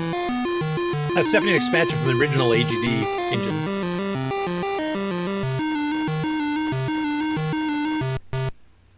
Enter your choice. Oh, wow. I like the kind of pseudo... Okay, so the guy looks like the guy from Night Lore a little bit with the helmet. Yep. The play on it's very fast. Animation's very fast. So a little bit of a Tutankhamun feel to it. Oh, he just opened up a chest to get a... Oh, but you can shoot in all four directions, which is better than Tutankhamun's. Yep, you can move in 8 directions too, which is also... Now this is cool, man. The speed on it's really good. I bet you this would look amazing in those 16 colors. What was your impression, Ken? Because this is one you actually tried and played for your video too. So. Yeah, I really liked it. I mean, I didn't read the instructions on it or anything, so I wasn't Good man. 100% sure what I was doing. True Stevie fashion. Yeah. Directions? Screw that. It took a little figuring out how to play it, but well, especially with your joystick issue, because you had the original buggy version. So. yeah, so I was just using the keyboard. So you gotta Although the keyboard actually works really good because you can double press to go diagonal. Oh, you got different types of shots. That shot has kind of like an arc and gravity to it, where it kind of goes up and then falls down. Yeah, plus you got your pickaxes you throw and they spin, and like there's a lot of thought went into this game. Yeah. Good variety. Yeah. There you did a shot that bounces. Yeah, bouncing shot. And it's losing its momentum over time. And once again, it's name levels, of course, in the bottom. The foothills of Mount Sol. So basically, your objective in this game is that you got to find gems and take them down to the bottom of a volcano. Like a sacrifice, or putting something at the altar or something, or? Yeah, something like that. I don't know. I never actually got a gem down to the bottom of the volcano yet. So okay. Well, now that he's got the new fixed one that the joystick works properly, it might be a bit easier to play. So maybe that'll help. No, it looks really good. But this is one I think, Ken, we should put into the list. Absolutely, In the this seems like a really quality game here. Lots of screens, lots of different types of enemies and weapons. There's a lot going on here. I see you've got like a water gauge on the top. And you've also got evil gauge. What is the evil gauge? Okay, so the evil gauge, as you destroy gems, the evil gauge goes down. Ah. And your water gauge is basically your health gauge. You can find water goblets or bottles of water within this thing. Like you are basically wandering around like a desert. So, okay. And every time you get hit, you lose water. Okay. Neat. I don't know. I like it. I don't know if getting hit by one of the bad guys causes you to pee your pants or something, but you lose water. So one of the things I noticed is that because I kind of took after we talked about this last week, how Ken did the updated SDC image, I went ahead and did the same thing. I got that new image, and I noticed there's an AGD folder in that image, and this image was updated just in February, I think. So I'm not sure how far down the rabbit hole that AGD goes from the SDC image, but I've got a bunch that I can start looking at. They're not the full color ones, but I've got a bunch I can already start playing on my CoCo. So I'll, if you want, Ken, what list are you going from? Are you going from the SDC one, or have you downloaded your own? I've downloaded my own. So okay. But if you want to maybe tell me where you're at, maybe I can start at the end and work backwards. You start at the beginning and work forward or something? I've actually mostly just been randomly going through them and gotcha. saying, hey, all right. Well, if that you want me looks to like help an you, interesting I'll name. just randomly spot check stuff too, and if anything looks cool, I'll pop Well, in. I want to mention no. one thing, Stevie. Pere and Keys have actually done a really good job of doing screenshots of every single game as they've been getting released. So if you hit their particular thread that's on the World of Dragon forums, you can actually go through them all and just look at screenshots, and everything really picks your fancy. It'll tell you it's in pack number 7 or whatever, and what the name of it is. So that might be a way for you to kind of filter through quickly, rather than trying every single game. You might take a look for something that looks interesting to you. All right, but it's definitely worth spending a little time digging into. Yeah, that's also something I've been doing, is just going through and looking at the screenshots and deciding, oh, hey, that looks interesting. Like I know when the first batch of these came out a couple years back, I did go through the first, I don't know, dozen or 2 dozen, maybe like the first 3 to 4 packs. And then I just couldn't keep up because he was like jamming out a pack every couple days type thing. So I kind of stopped doing that. But unfortunately, I never got back into it after after he had caught up the initial 200 game run. I like how there's a pseudo isometric look to some of the tiles on the screen, but it's still playing in a very, 4-directional 2D-ish type thing. So it's a nice hybrid look there. Yeah, this is one that, like I said last week, he really hyped up the fact that the author of this one went far beyond the original AGD design engine goals, both on the Spectrum version and on this conversion here. So there's a bunch of extra sound, there's extra animations, there's extra ways the screens work that does not normally happen in an AGD game. Okay. So this one kind of pushed it. I don't know if this is like the start of a trend of a new engine that allows you to do a lot more, so we might see a lot more sophisticated games like this. Okay. Or if that was just this one guy who said, yeah, this is too limiting, I'm gonna muck with it a bit. All right. Well, good job. And that's the end of the game on news. Do you want me to just go straight in? Yeah, let me just switch. Let me switch over to the scene where we can just have the proper scene. All right, so we are going to just switch over to the normal news scene now. We'll skip the news intro on there. And last, real quick, do we need another commercial break? Does anybody need a potty break, smoke break, snack break? No? No break needed? All right, we'll just keep the news train rolling then, Curtis. Ron just shook his head, and Ron's our official. Ron is the official potty break barometer. So if Ron doesn't need one, then we're all going to have to suck it up. He'll WeFax us if he has to go. He'll WeFax us if we need a potty break. Can you WeFax me a hall pass when I need to take my potty break, Ron? So he's taking a drink. Or you said WeFax. There you go. All right, L. Curtis Boyle. Okay, so the first one's a bit of a serious thing. Uh-oh. Not on this show. RetroRewind, of course, came out with the diagnostic pack for the CoCo last week, and of course he's got the CoCo SDC, and he's got cap kits and 609 upgrades, etc. He's actually got a special going now from when he announced this up until March 18th that 10% of all sales will be donated to the Red Cross and the UNHRC to help the refugees fleeing the violence in Ukraine. So that's cool. If you haven't bought some of these things yet and you're planning on getting them, if you can get it during this time period, that'll send some money over and they really need it. So that was very nice. Thank you, Frank. I can't really add to that. It's just like, it's a great cause. Okay, next up, Ken, this is your video. So I don't know, do you want me to show a certain part of it? We already kind of covered the AGD stuff, but basically this is your part 2 of the CoCo SDC. So what did you talk about this round?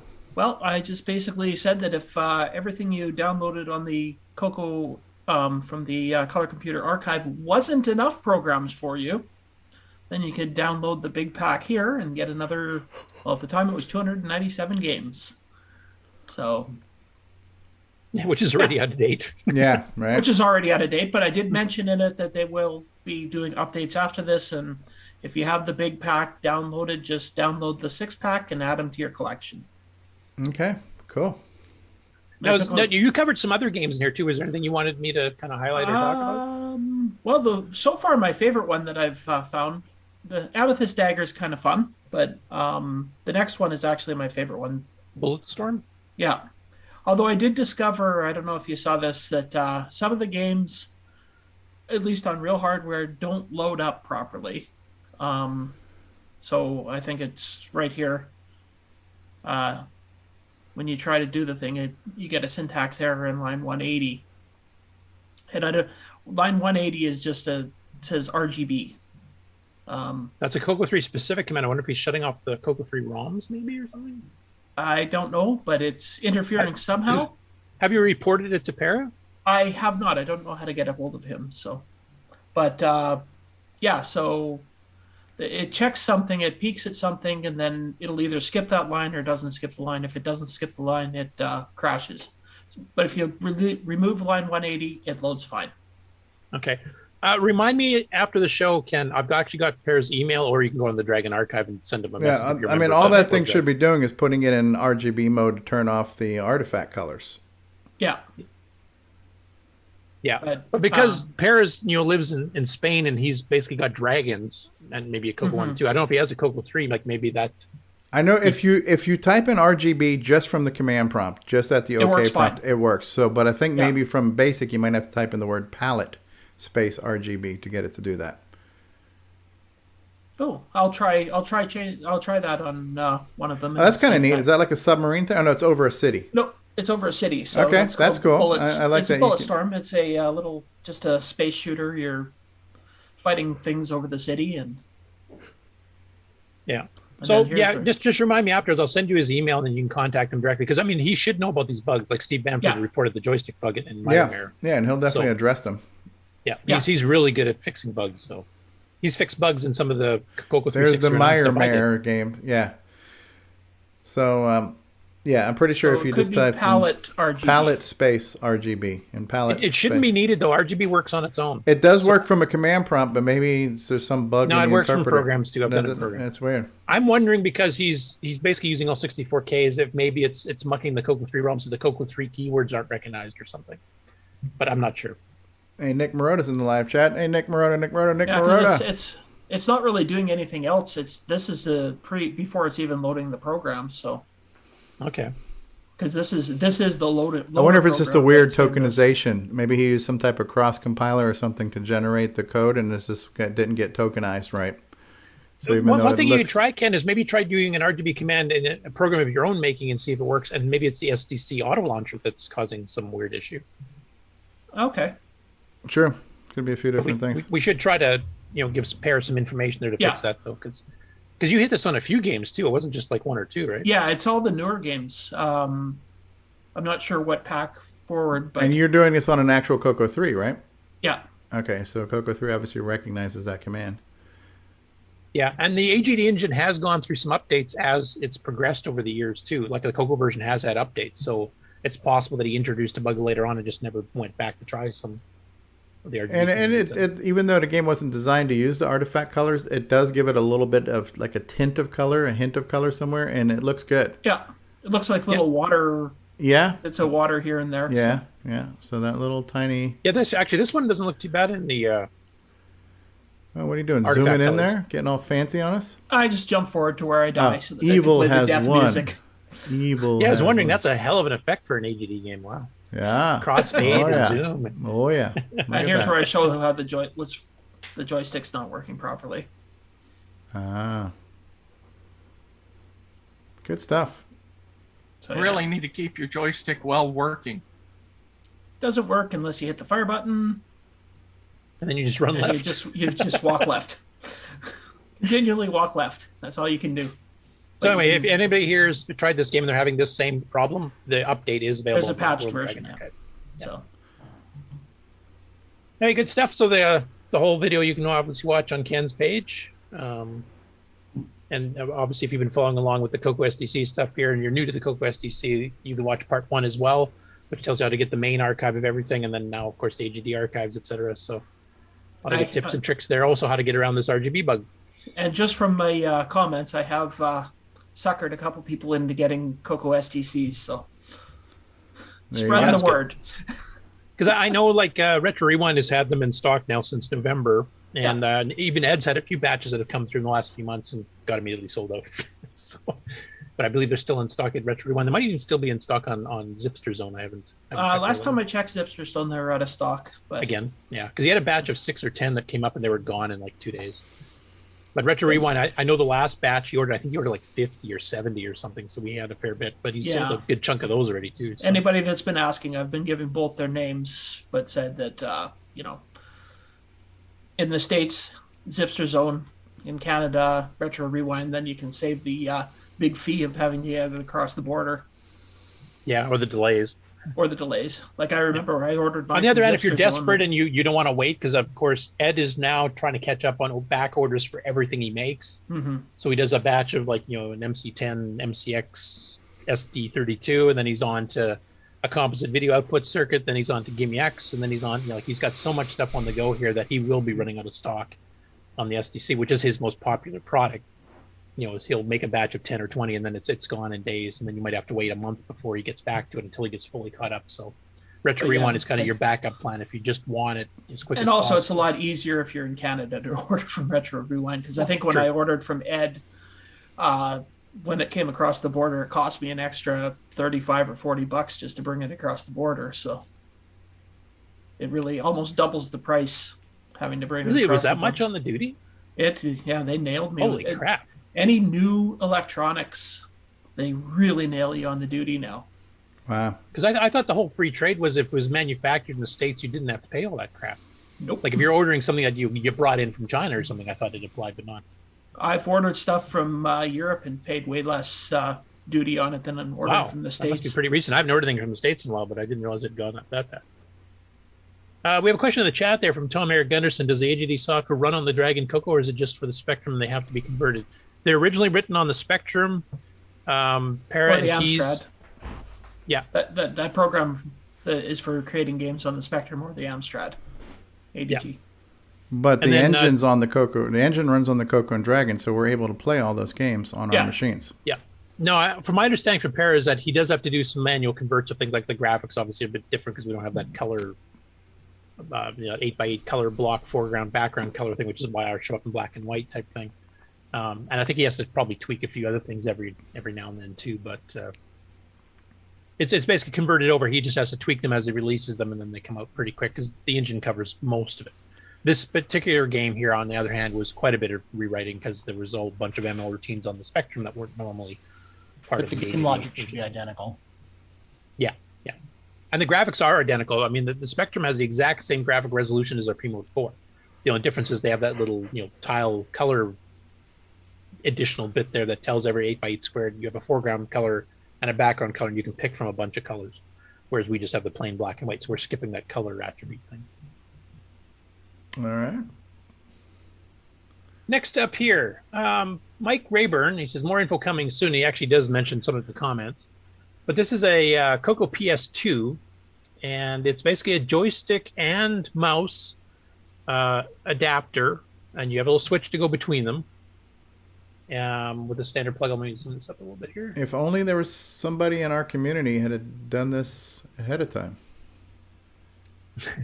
Are you inferring something, Steve? Not at all. Not at all. Okay. So anyway, he's planning on, he's going to have a batch of these that he's going to pre-make with cases, pre-molded and the whole bit, pre-assembled, ready to go. And then after he says he sells enough basically to cover his cost for developing it himself, he's actually going to release everything, schematics, software, the whole bit, the Gerber files, everything else for free. So that if anybody wants to duplicate it, what is that one connector on the back? Oh, is that this? What is that? Is that? Okay, I see the CoCo DIN on the one side, but on the front side, it's the IBM PC, the old like a serial D sub 15 for like a serial mouse. No, it's the PC joysticks, the ones before USB. The connector that's on the joysticks. The olden game port. Oh, okay, so taking an IBM joystick that is still analog and then converting that over to the. Yeah, if you can see my mouse cursor, this is the PC joystick okay, adapter. So This is that the is a little PS2 bit mouse different over than David's PS2 mouse adapter. And that's why you have the switch to go between them because they're actually done a bit differently. Gotcha. See, go ahead. I got several messages about this because, well, there are a few people that knew that I made the PS2 adapter, and I'm like, well, there's always going to be innovation. I don't have a problem. I actually love it because that's another idea, using another retro computer's joystick technology to be used on our machine. That's a great idea. Yeah, for the people that have multiple retro machines, this is perfect. If you have an older IBM PC type thing with the older joysticks and the older PS2 like I've mouse, got a you can bunch use of the same- like the old like Thrustmaster style flight sticks and stuff like that on those 15 pin connectors. So those could all become CoCo ready. Yep. Because they're all analog. So this kind of does what you did, Rick, in your PC Junior thing, right? It's just doing it like on a PCB. I would assume.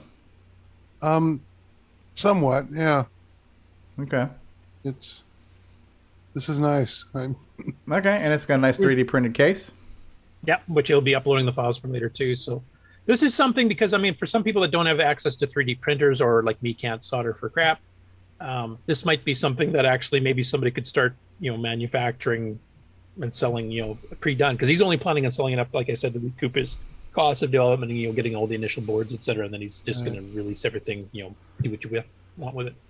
Well, he also says he's going to work on a USB one. Interesting. Oh, okay. Interesting.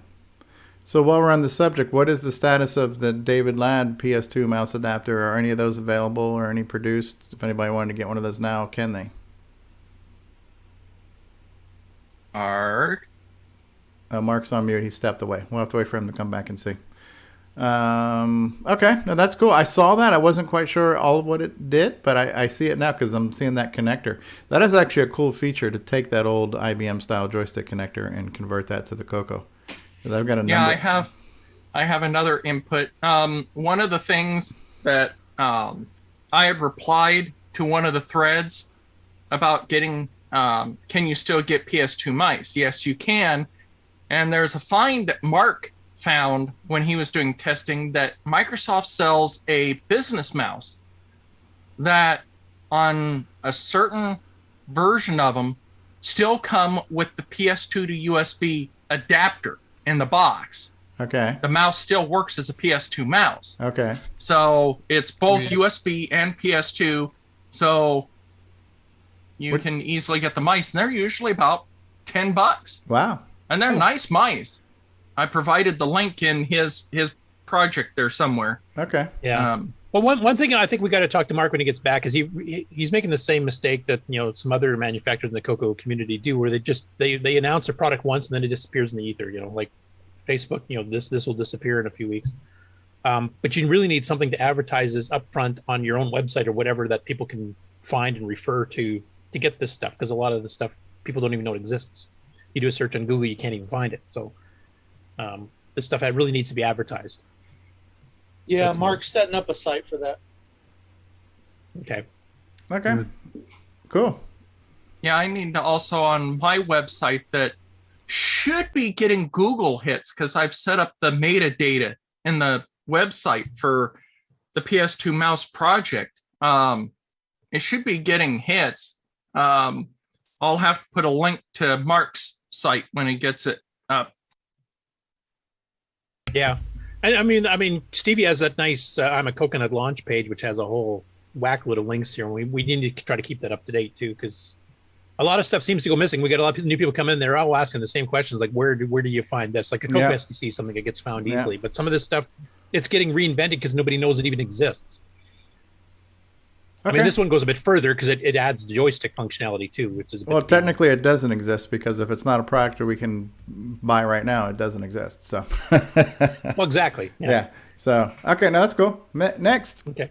I just want to mention too, I saw in the chat here, Taylor Neighbor Show, they said their CoCo SDC came in Thursday. You're going to have a hell of a lot of fun with that. That's all I got to say. Oh, yeah. There's a ton of software out there. And hopefully you can eventually get a CoCo 3 because then there's a whole bunch of hard drive stuff you can start fiddling with too. So. Hey, they can fiddle with the hard drive stuff now with OS 9 level 1. Come on. Yeah, it's not quite the same thing. A nice Curtis, OS quit demo. putting down the old I was CoCo even trying 1 not and to 2 mention version. Nitrous 9 here, and David, you're forcing me now. Anyway, on to the next story here. So Richard Kelly's uploaded an updated version 0.9 of his memory dump utility for the CoCo. And it runs on the CoCo 1, 2, or 3. Probably could be modified for the Dragon pretty quick.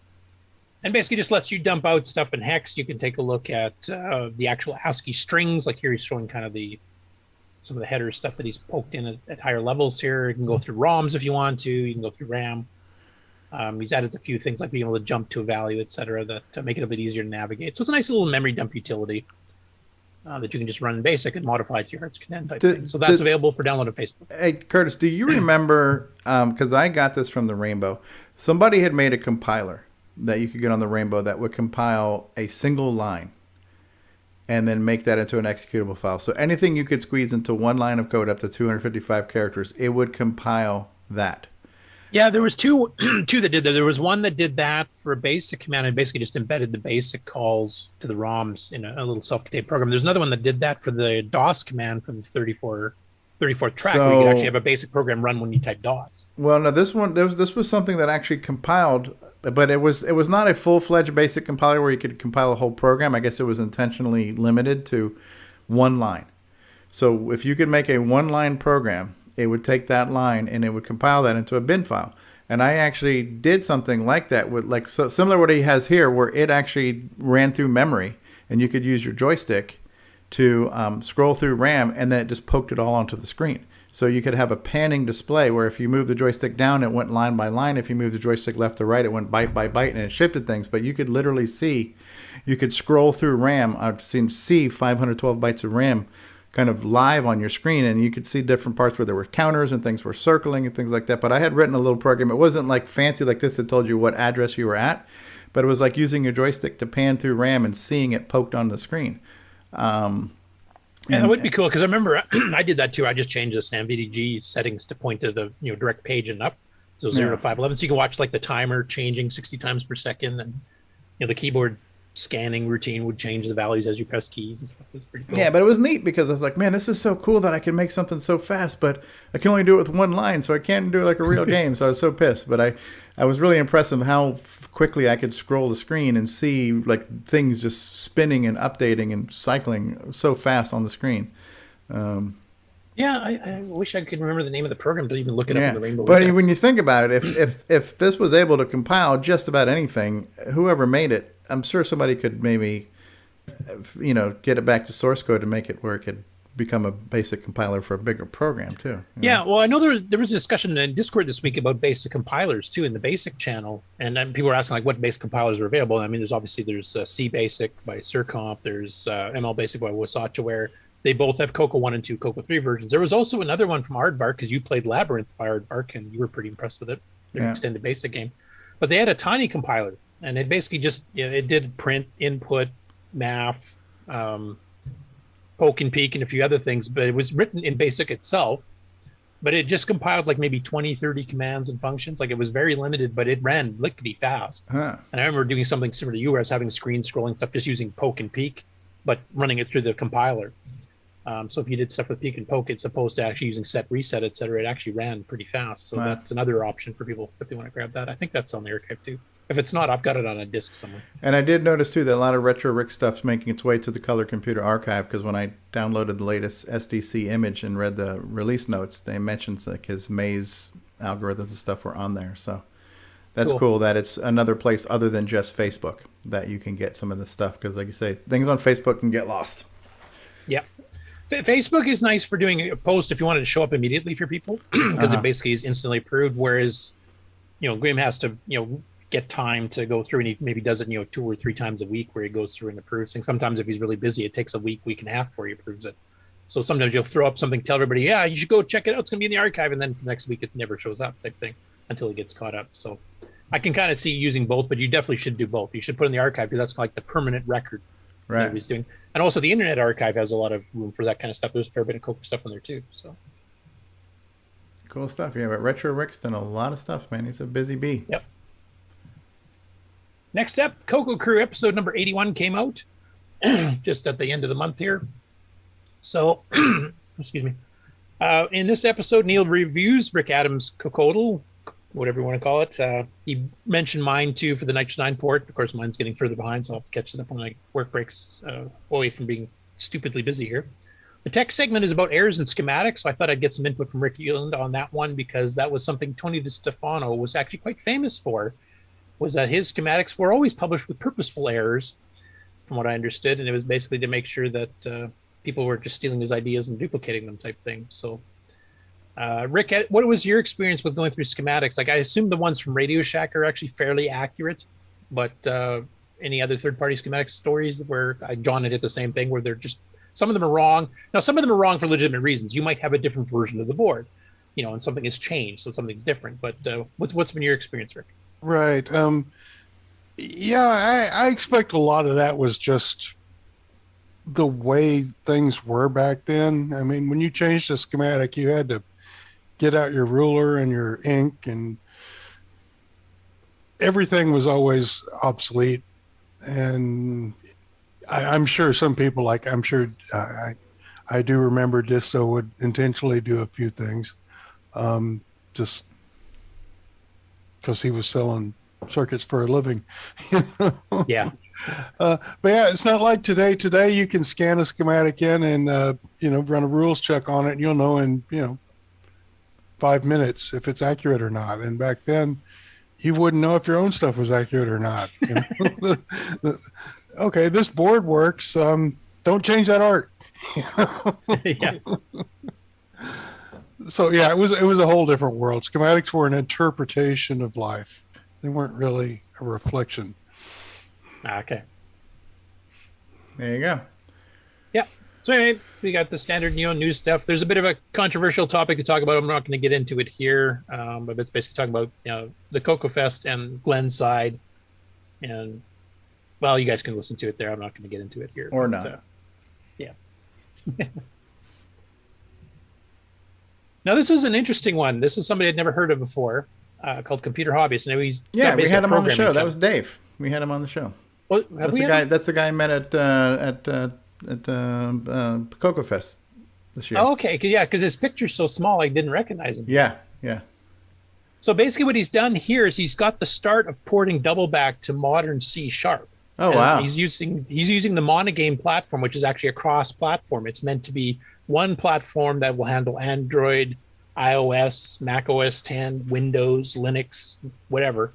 And basically you can write the code once and it'll run on everything. So he's actually running it on a Mac here, running Visual Studio, which I believe is Microsoft's, isn't it? So he's going through here and basically working on a version of Double Back by Dale Lear. And he doesn't finish the game. He gets through some routines. He explains how the routines works. He goes through each of the subroutines and he shows some of the more modern art. And I'll show a little clip of it actually running at the beginning here. Most of it's about the programming side of it. But basically, this is an exercise for the reader, the viewer. This gets you started, shows you how to set some of this stuff up and how to get it working. It has the basic part where you can circle something. I think he uses cherries as an example here and how to do points and everything else. And then he leaves it up to you to finish the game or expand it from the original Double Back on the CoCo. Interesting. So let me fast forward a little bit to a little bit of a demo.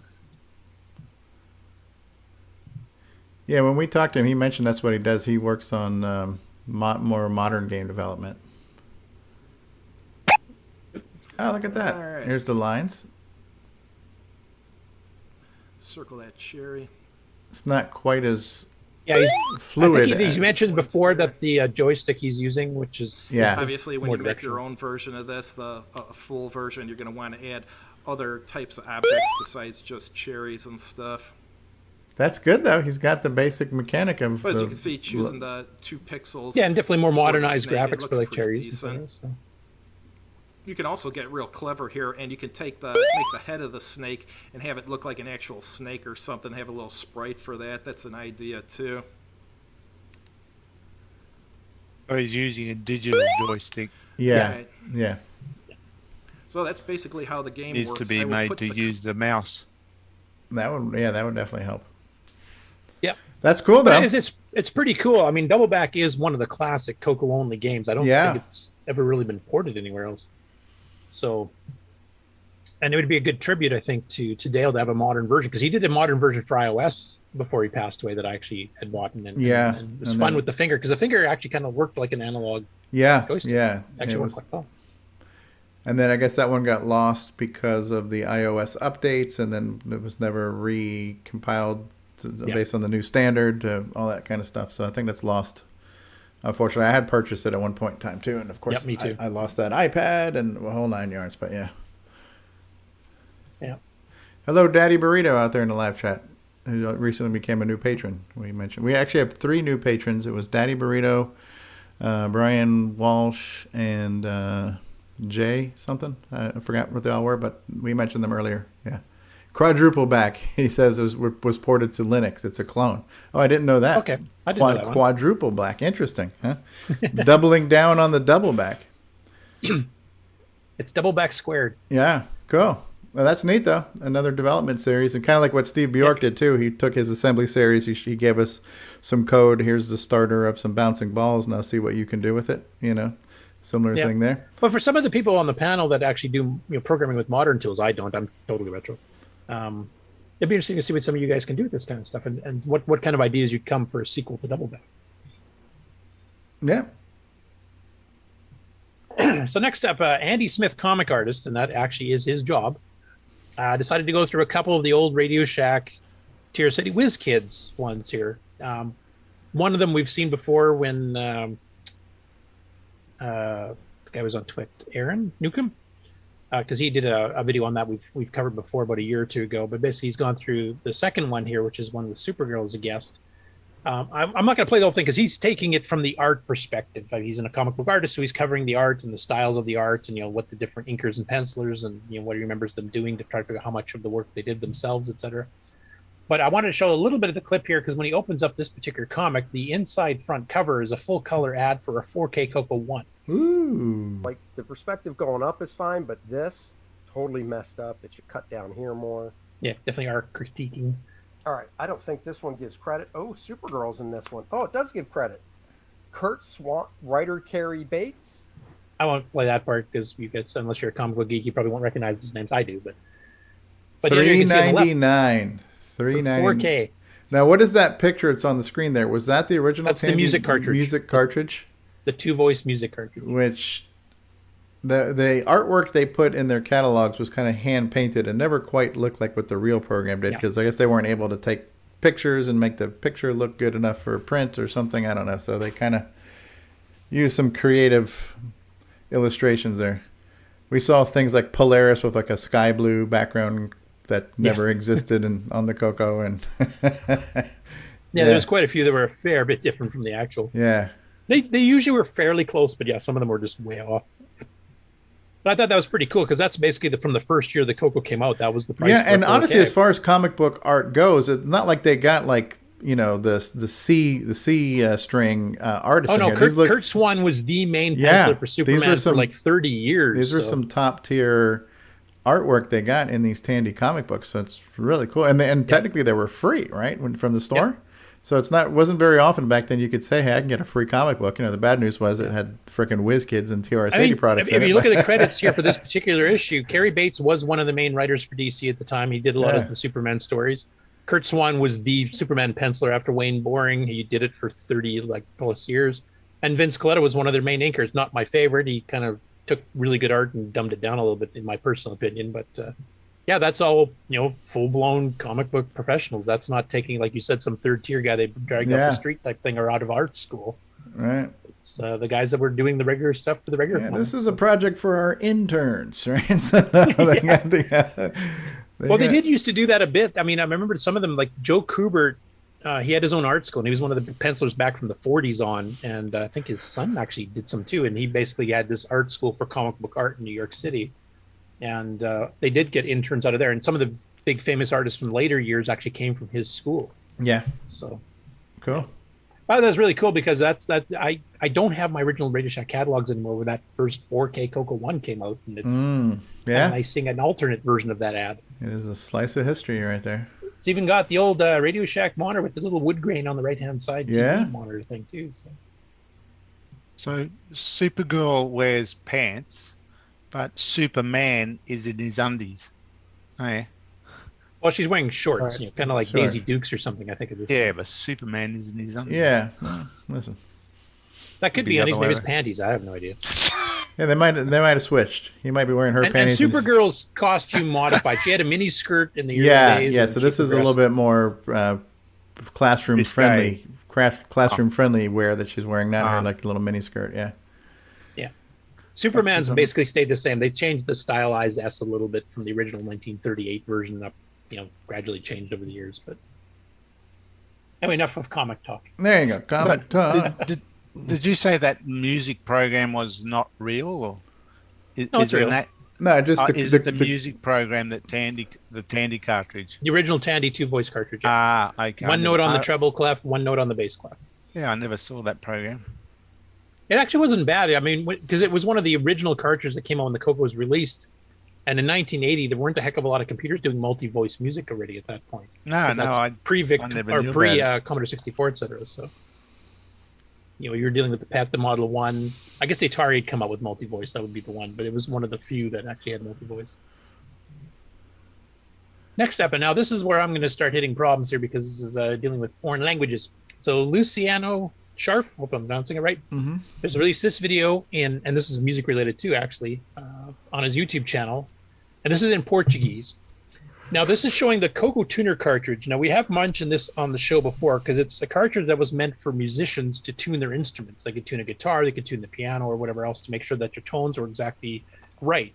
You can tune a piano, but you can't tune a fish. Tune a fish, yeah. So. Thanks for bringing up that old chestnut. So basically, this is in Portuguese. Now I can turn on the translation so you can kind of get an idea, but I'll just play a little bit so you can kind of see what the program itself does. And he demonstrates it with the guitar here. But apparently this was only about 80 of these were made. I do remember their ads in Rainbow, but he said as far as he can tell, only 3 are known to still be in existence, and he has one of them. So this was actually a piece of hardware that would actually read the voltage of the note you were playing on whatever, and then compare it to what it was trying to match. And you match these note by note. This is not one like the modern ones where you hit a B string and you'll see B and it's flat by 6 cents and you adjust it up or whatever you need to do. You tell it, I want octave 3 at G, and you hit it and it'll tell you which way to adjust your instrument to match the tuner. It's meant to be a tuner, not like a tuning fork, not something that you adjust the program to. Your instrument, you're adjusting your instrument to the program. Okay. That's probably a little quiet, isn't it? Okay, the self-generated captions seem to work pretty good.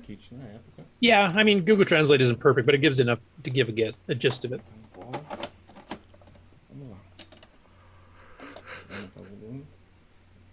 Now, who made this cartridge originally? Real-Time Specialties Inc. in Ypsilanti, Michigan.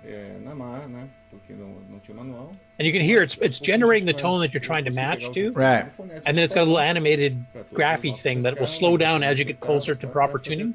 Okay.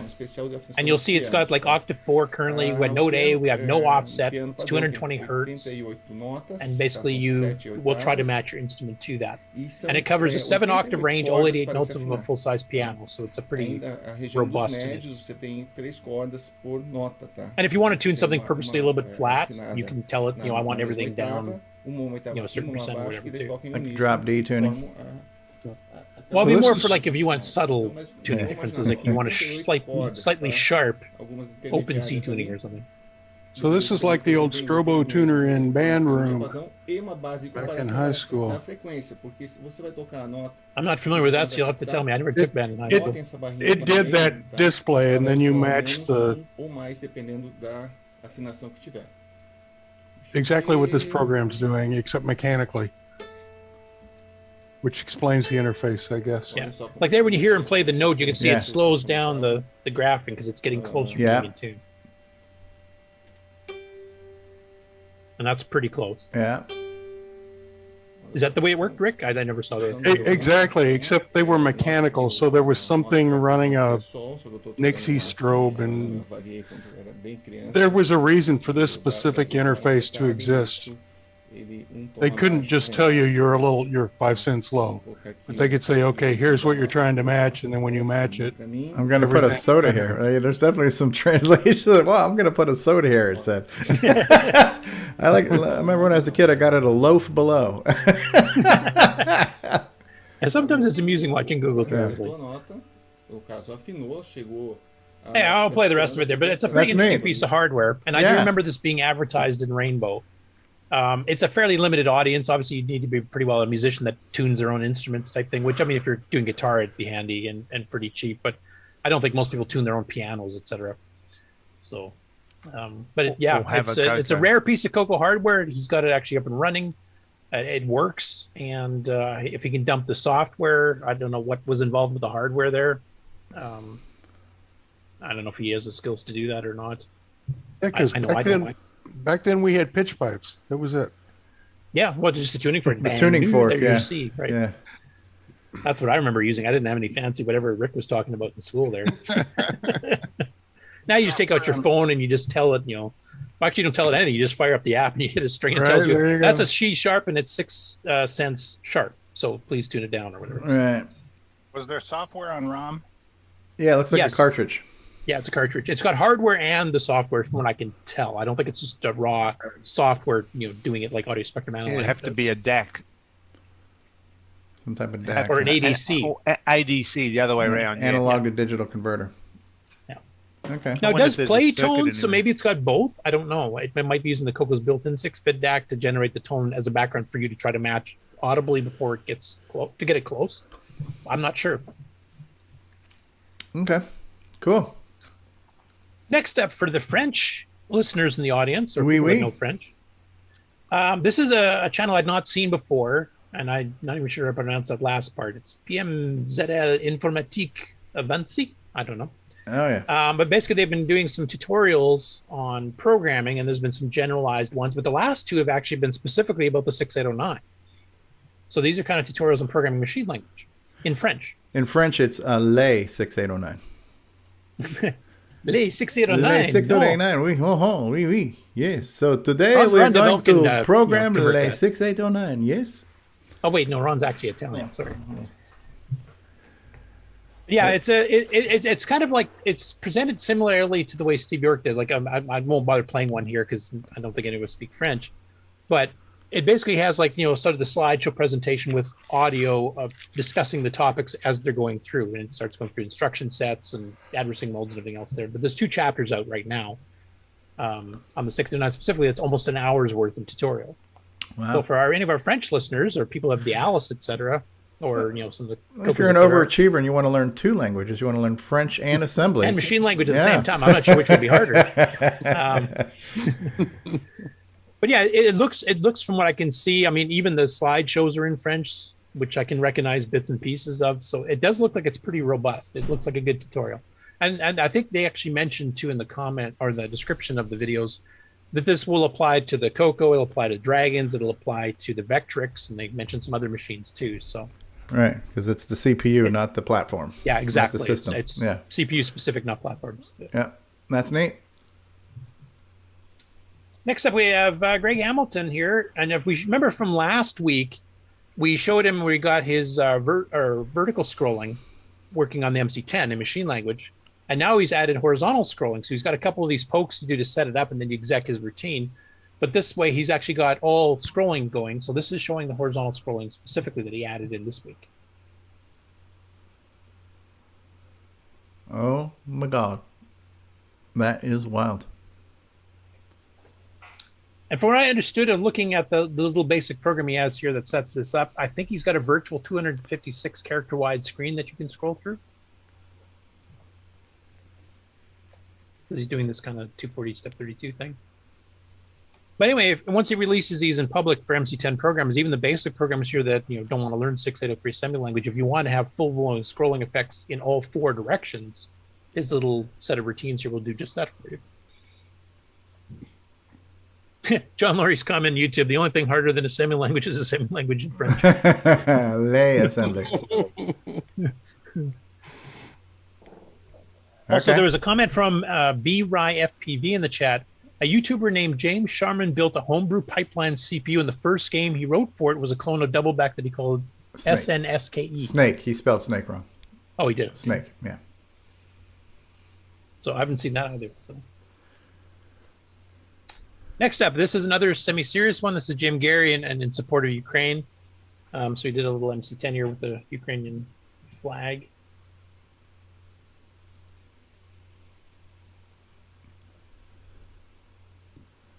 Glory to you, Ukraine. Glory all around the world.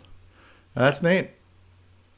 So I don't know. I don't know how many Ukrainians you have in the States here, but we have a fairly large, especially in my province here, we have a fairly large Ukraine. I've got several in-laws that are Ukrainian. So this has been really affecting them. So sad times. On to better things. So John Whitworth has done a couple of updates here on his attempt to duplicate the original Dragon Beta, which is the multi-CPU business machine that they were doing that would handle up to like 3/4 mega RAM and have an MMU and have an 80 COM card built in, dual CPUs, the whole bit, 2 megahertz.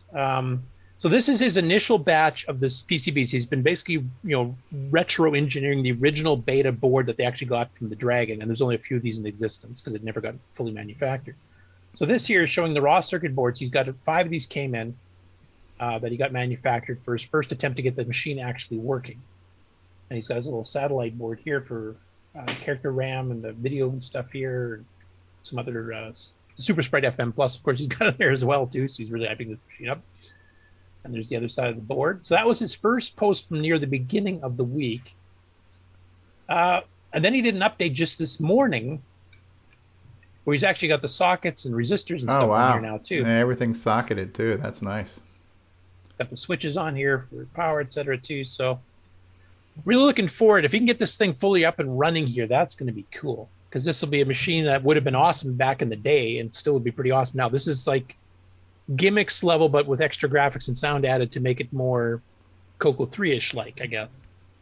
And there was, a version of OS 9 for multi-CPUs that was being designed for it then. I think they have some of that code, if not all of it, from there too, because it was actually manufactured for other manufacturers at the same time too. I don't know how much far they got on the specific graphics and sound capabilities of this machine, but that would make it one wicked OS 9 level 2 machine, I would say.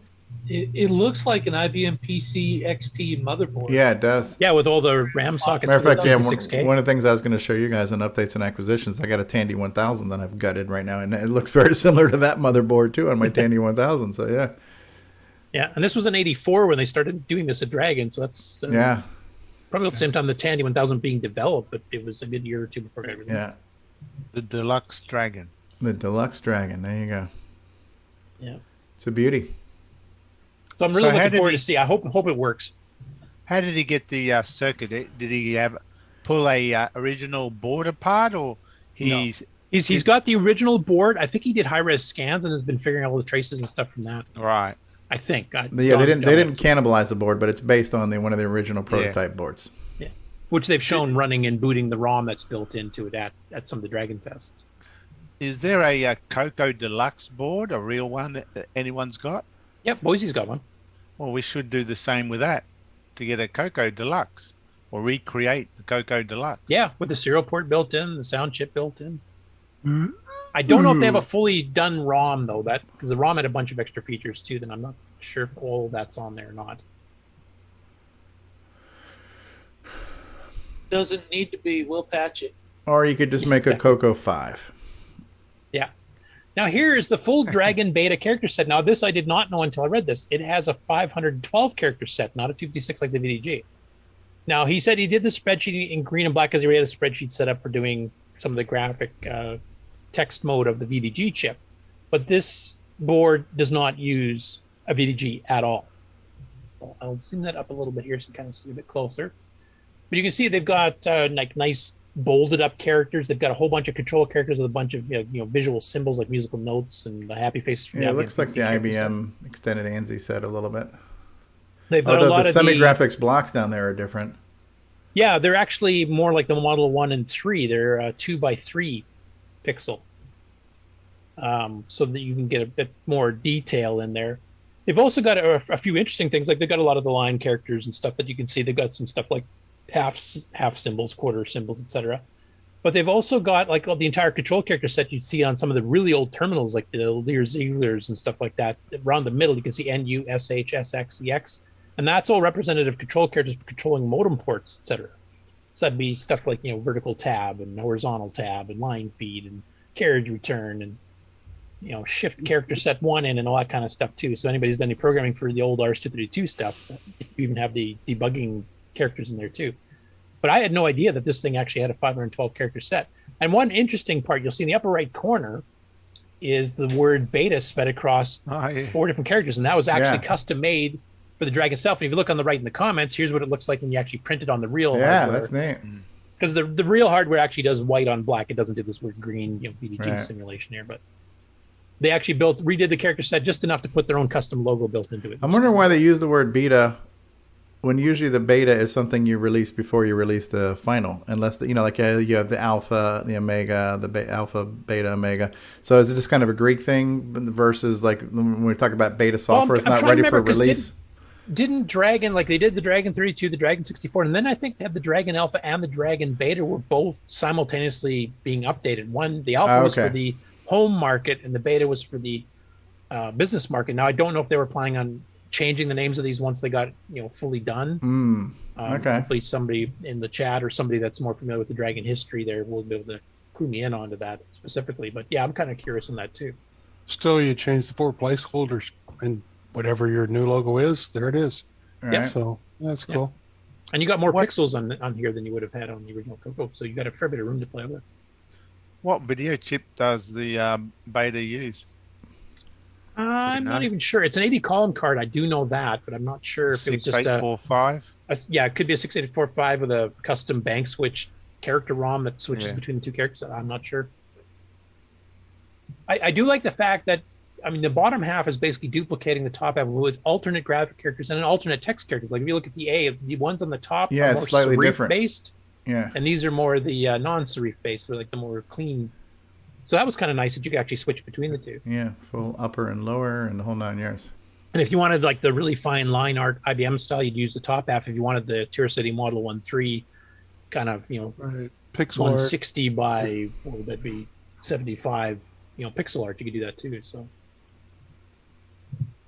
very cool. Really looking forward. Like if John can get this thing actually up and running, I'm really curious if we can maybe get him to come on and do a full live demo of it, because I would love to see some of the capabilities this thing had.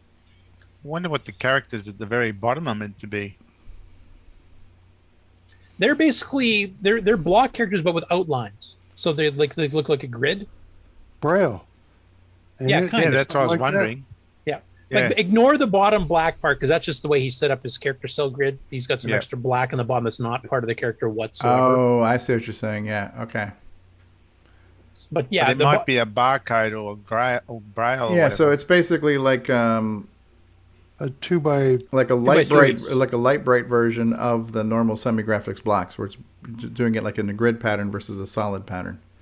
Yeah, because it's exact same appearance. Like if you look at the ones 2 rows above it, it's exact same character except this is inverted. Yeah, well, not inverted, but it has the outline characters. Yeah, of the so graph. it's broken up into a grid instead of being solid blocks. Yeah. Okay, it's interesting. It would be real easy to make, like, if you wanted to make a skyline of the city with, like, windows in your buildings and stuff, that would be really easy to do with that, Exactly. Adrian's Digital Basement. What's that, David? I said Adrian's Digital Basement. Oh, you recognized it, did you? Oh, yes, I watched it the other day. So anyway, what he got here... And he calls it some neat stuff north of the Arctic Circle. And it's actually, I think, somebody in, was it Norway? Where's my notes? Yeah, I think so.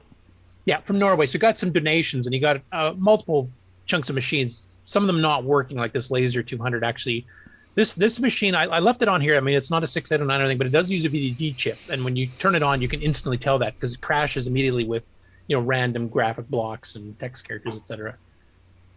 So it's not working. But the other one he received in here was a real Dragon 32, which he unfortunately didn't get time in this particular video to actually and next try up out is here. The Dragon 32. And I know people on YouTube have shown these computers before. So the Dragon 32, I have never seen one in person, but this was sold in the US.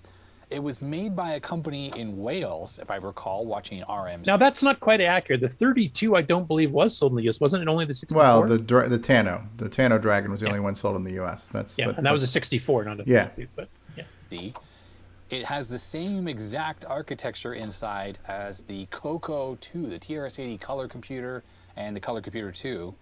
It's a Motorola chipset, so it's basically right out of the textbook of how to design a computer using that chipset. And I think after... Hey, I won't play the whole video, but he goes into a little bit of detail. Doesn't get a chance to run it yet. Hopefully he'll do that in a Fallout video. Okay. Now, speaking of Dragon 32 upgrades and repair, the last story I have here from RetroTech Repair. So this is a follow-up to a video one of his friends on YouTube did. He had this friend had gotten a Dragon 32 in really, really rough shape.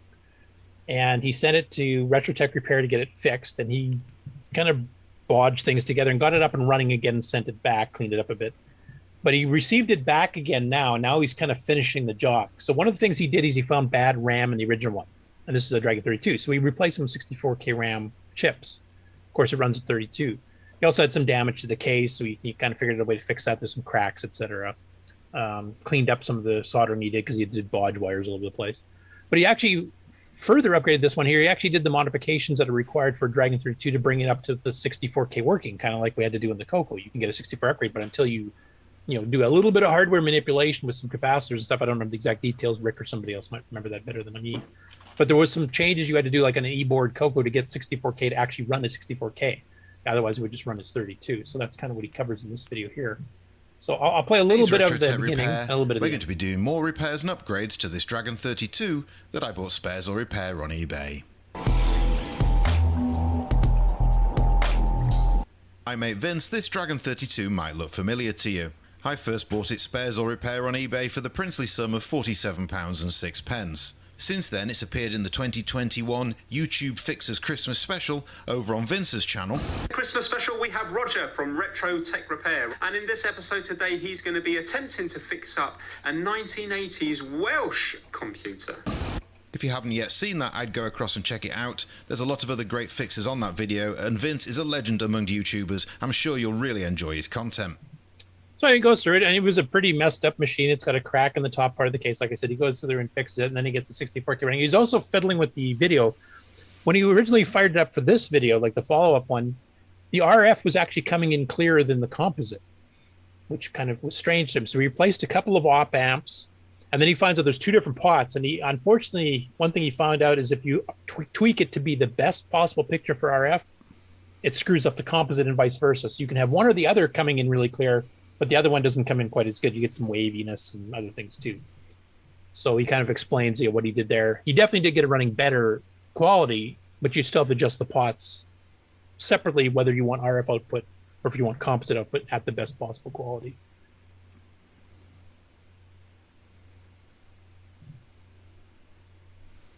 I'm going to get an ad here, so I'm not going to bother playing. Anyway, you can check out the video. If you've got a Dragon and you want to kind of learn how some of the video circuitry works, he also shows a bit of an inside glue repair he did to fix up the crack in the case, because it was actually cracked and would bend. And that would actually, could potentially just outright break later. So it's a pretty good video anyway. You can check it out. Okay.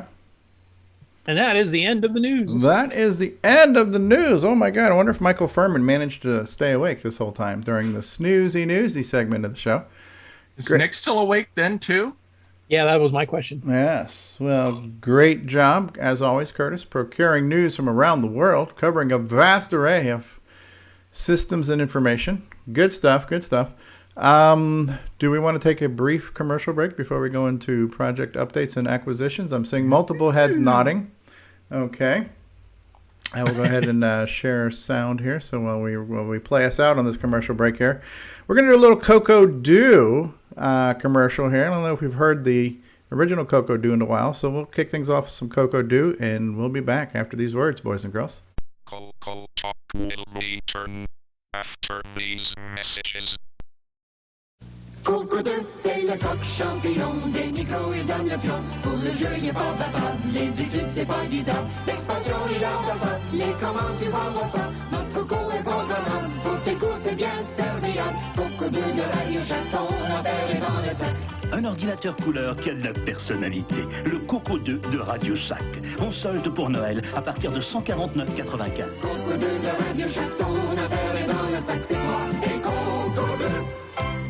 Hi, Ron Delvaux, Timberman, CoCo Fest, CoCoTALK.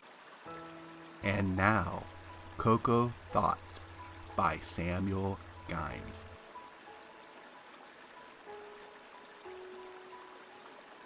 If you're using your color computer in Quebec and it stops working, is it now a CoCo won't do?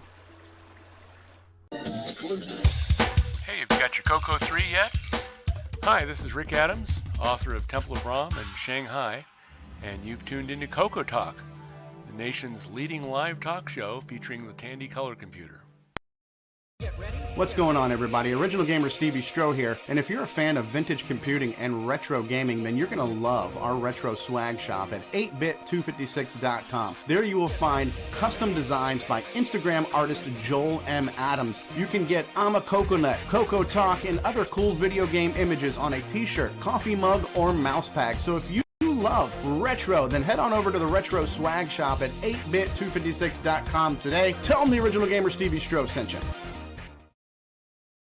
Radio Shack's store-wide manager's red tag sale is on now. We've slashed prices 20%, 30%, 40%, 50%. Save on famous Radio Shack hi-fi, car stereo, radios, toys, TV games, calculators, walkie-talkies, and CB radios. Look for the big red tag. Save like never before on these and literally hundreds of red tag specials. Hurry into Radio Shack today. I'm too sexy for your David Ladd. Hi, this is Randy Kindig of the Floppy Days podcast. I just love me some CoCo, and nobody covers it better than Steve Strobridge. You're listening to CoCoTALK. Woohoo! Nice little ego boost there, huh? Nobody does it better. That was so funny. I love the Tim and AJ thing. You're gonna be am I gonna be interviewed by Ryan Reynolds? Well, no, you're gonna be interviewed by Curtis Boyle. Good Lord, is she gonna be disappointed? But he's also a Canadian, right? So maybe I'll pass as Keanu Reeves. I don't know. Lord have mercy. Well, it's sadly we're running out of show, folks. We're in the final stretch of this program. So before we, as Jason would say, press the button, Frank, we do this thing where we talk about project updates and acquisitions, and this is where we talk about things we worked on throughout the week, or maybe things we picked up or acquired or whatever. So we'll go around the room and see who's got a story to tell or something to share. Mr. Ken Waters, anything new with you this week, sir? No. Well, you've been doing stuff on video, so you have had a busy week because Curtis has covered lots of your YouTube. Yeah, so I've been doing lots of and you did do kind of a game on live, just privately in Discord. Yeah, so we did a private game on live. Been working on another episode of Basic 09 programming, and yeah. All right. And I've been getting out and about in the world, so out and about. Yeah, you're kind of doing a new series on local stuff to you. Yeah, NBC, so right? I have a video coming out soon where I've gone out to see what an 8-bit piece of art would look like in real life. Explain that to me. It's looks like an 8-bit drawing, but it's 3-dimensional in real life. Okay, so it's it's pixelated. So pixel art sculptures and whatnot? Or? Yeah, it's a pixel art sculpture, basically. Okay, yeah. Gotcha. All right, that I understand. Okay. So Very cool. Mark Overholzer. Before Mark starts here, David reminded me we were supposed to ask Mark about the PS2 adapter. Yeah. So MarkO, we were shown on the news. Somebody's got on Facebook with that. So what's the status with the David Ladd one? Do you have any available for sale or? No, I need to order some more boards, but I have the rest of the parts, so I'm just going to be doing that here. And how are people going to know when they are available, and how are they supposed to be able to order them? Ooh, that is a good one. I do have a website, but it doesn't have anything about any of that stuff on it. But I do have a website, so I guess I can give you that. Well, let's wait until we have a way that people can see what's available. Yeah, that would make more sense. So okay. Anyway, yeah, so I do have those. I've done about a dozen of them or so, and sold a bunch as kits. And these are David Ladd's designs basically, and so I'm just making them because he doesn't. So, I'll get all the parts together. I'll sell you a bunch of parts. I'll sell you a circuit board if that's all you want, or I'll sell you a built one with a case. Your choice. So. Okay. Yeah, because one thing we discussed when you were away before is that it's a bit of an issue with yourself and some other CoCo manufacturers that there's not an easy way to find out unless you happen to watch a show and catch us talking about it. Like we need something that's easily searchable, linkable off like imacoconut.com, etc. to help push the products out there so people know they exist. But we're getting a lot of influx of new people. If you watch the Who's New to Discord, we're getting a lot of new people and they have no idea any of this past stuff. So if you've mentioned it once a year ago and never mentioned it, they'll never know. Right. Yep. Good point. I'm a coconut, isn't there? Like there's a link to hardware specifically, isn't there? Yeah, that whole site needs to be updated. That's a whole project of mine I need to work on. There's that one, and I also try to link to things on the merchandise website 8bit256. So I try to link to software off of that. But yeah, but step one would be having a landing page where people can find out what the product is, and then when it's available, things like that. When you have that landing page, then we'll worry about how we promote that. Okay. I'll make that a priority. Did you have any other updates or anything that went on with you? I know you mentioned going to Disneyland with the family, which is great. Anything else this week? Yep. Yeah, basically I've been out of the slot all week doing that. But actually I've talked to both Paul Fiscarelli. He has some designs that he's not making, but he has the specs up, and also Malfunct, Scott Wendt. And so I'll be grabbing stuff for theirs and making boards for those. So all of their products I'll have stuff for. Same thing. Want a board? I'll sell you that. Want a kit? I'll sell you that. Want the whole thing built? I'll sell you that. Right. Okay. Curtis Boyle, anything with you this week, sir? I did manage to sneak in a little bit of time to work on Petsky. Basically, I was taking the new map routine that shows a full color map of the level you're on and where the robots are and where you are. Jay wrote one that got it up and working. I compressed it a bit because we're now going to be expanding the tile set. We've got the original Petsky, which is a 7-bit tile set with an inverse bit. So it's basically just 7-bit character sets, 128 unique characters. Not all of them are quite used. Jay has been working on taking basically the Amiga graphics and converting them over to the CoCo 3. So we're going to get full 16-color graphics out of this. So he's been working on that. And I think, Nick, we actually showed you a bit of a sneak preview of what it looked like. It's actually not too far off the Amigas. It was actually a bit better than I was expecting, to be honest. But it's going to take more room because we're going to need a full 256 characters. So now we have to free up another 4K in our memory map here. So we're kind of working on how to rearrange memory and have some stuff swapped out, not active all time when it's not needed type thing. Like during actual gameplay, we're going to take the disk routines and swap because you never load a thing off disk while you're on a certain level to make room for the expanded fonts. So we don't constantly switching the MPU. I've also got to get the dirty tile rendering done and stuff too. Haven't had much time to do that, but Jay's been working in the background. I managed to compress his original map routine down a fair bit, so that freed up some room again. And as work slowly starts to catch up here, I'm hoping to get a bit more time and get back on that. Plus, I have to try to get stuff ready for the fest, too. I mean, I want to get a new Nitrous 9 release. Probably not going to be as big as I'd wanted, but thankfully, there's a lot of other people working on. We've showed off like the new G-Shell control panel and stuff here. The Petsky ASCII character set is actually a new font in it that'll be coming out. So we're trying to get all that done here before May as well. I don't think I'll get time to get to the Nitrous 9 manuals before then. I was hoping to maybe get into some of the commands because there's so many new commands that are not in the Modus 9 manual from Tandy Microware, or a lot of them have changed and been upgraded with a ton of extra options that isn't mentioned on there too. The online helps has a good chunk of that, but it's not in the nice PDF format you can search through. So there's a ton of stuff on the back burner, or hopefully getting to soon. Petsky is something we want to get complete first. and then I'll be back on the Nitrous 9, and then I'll be onto the documentation, and then it's my own Liberation project and a bunch of other things too. So nothing to show, but still working on stuff. Are you still aiming for 128K or Yes. making? All right. Are there of the other conversions of the game? Do any that support the 16 color tile set? Are they also in 128K or less? The Commodore 128 version for sure is. I'd actually look. There's so many versions of that now. Like there's 20 or 30 platforms under active development, and it varies from like more modern PCs to Nintendos to Atari 7800 and 5200s to Spectrums and all kinds of stuff. So I'd have to check. I was just wondering if you're going to add that ability in there, then you're constraining it, or you're adding work to yourself to make it all fit into 128K. You should not worry about it. Just do. Well, it'll fit in 128K. I'm trying to get it so it'll fit in that 164K map, so I can reserve the other map for sound effects, etc. That's what I'm trying to do. Okay. Yeah. It definitely fits in 120K. I mean, basically right now it's fitting in almost 64.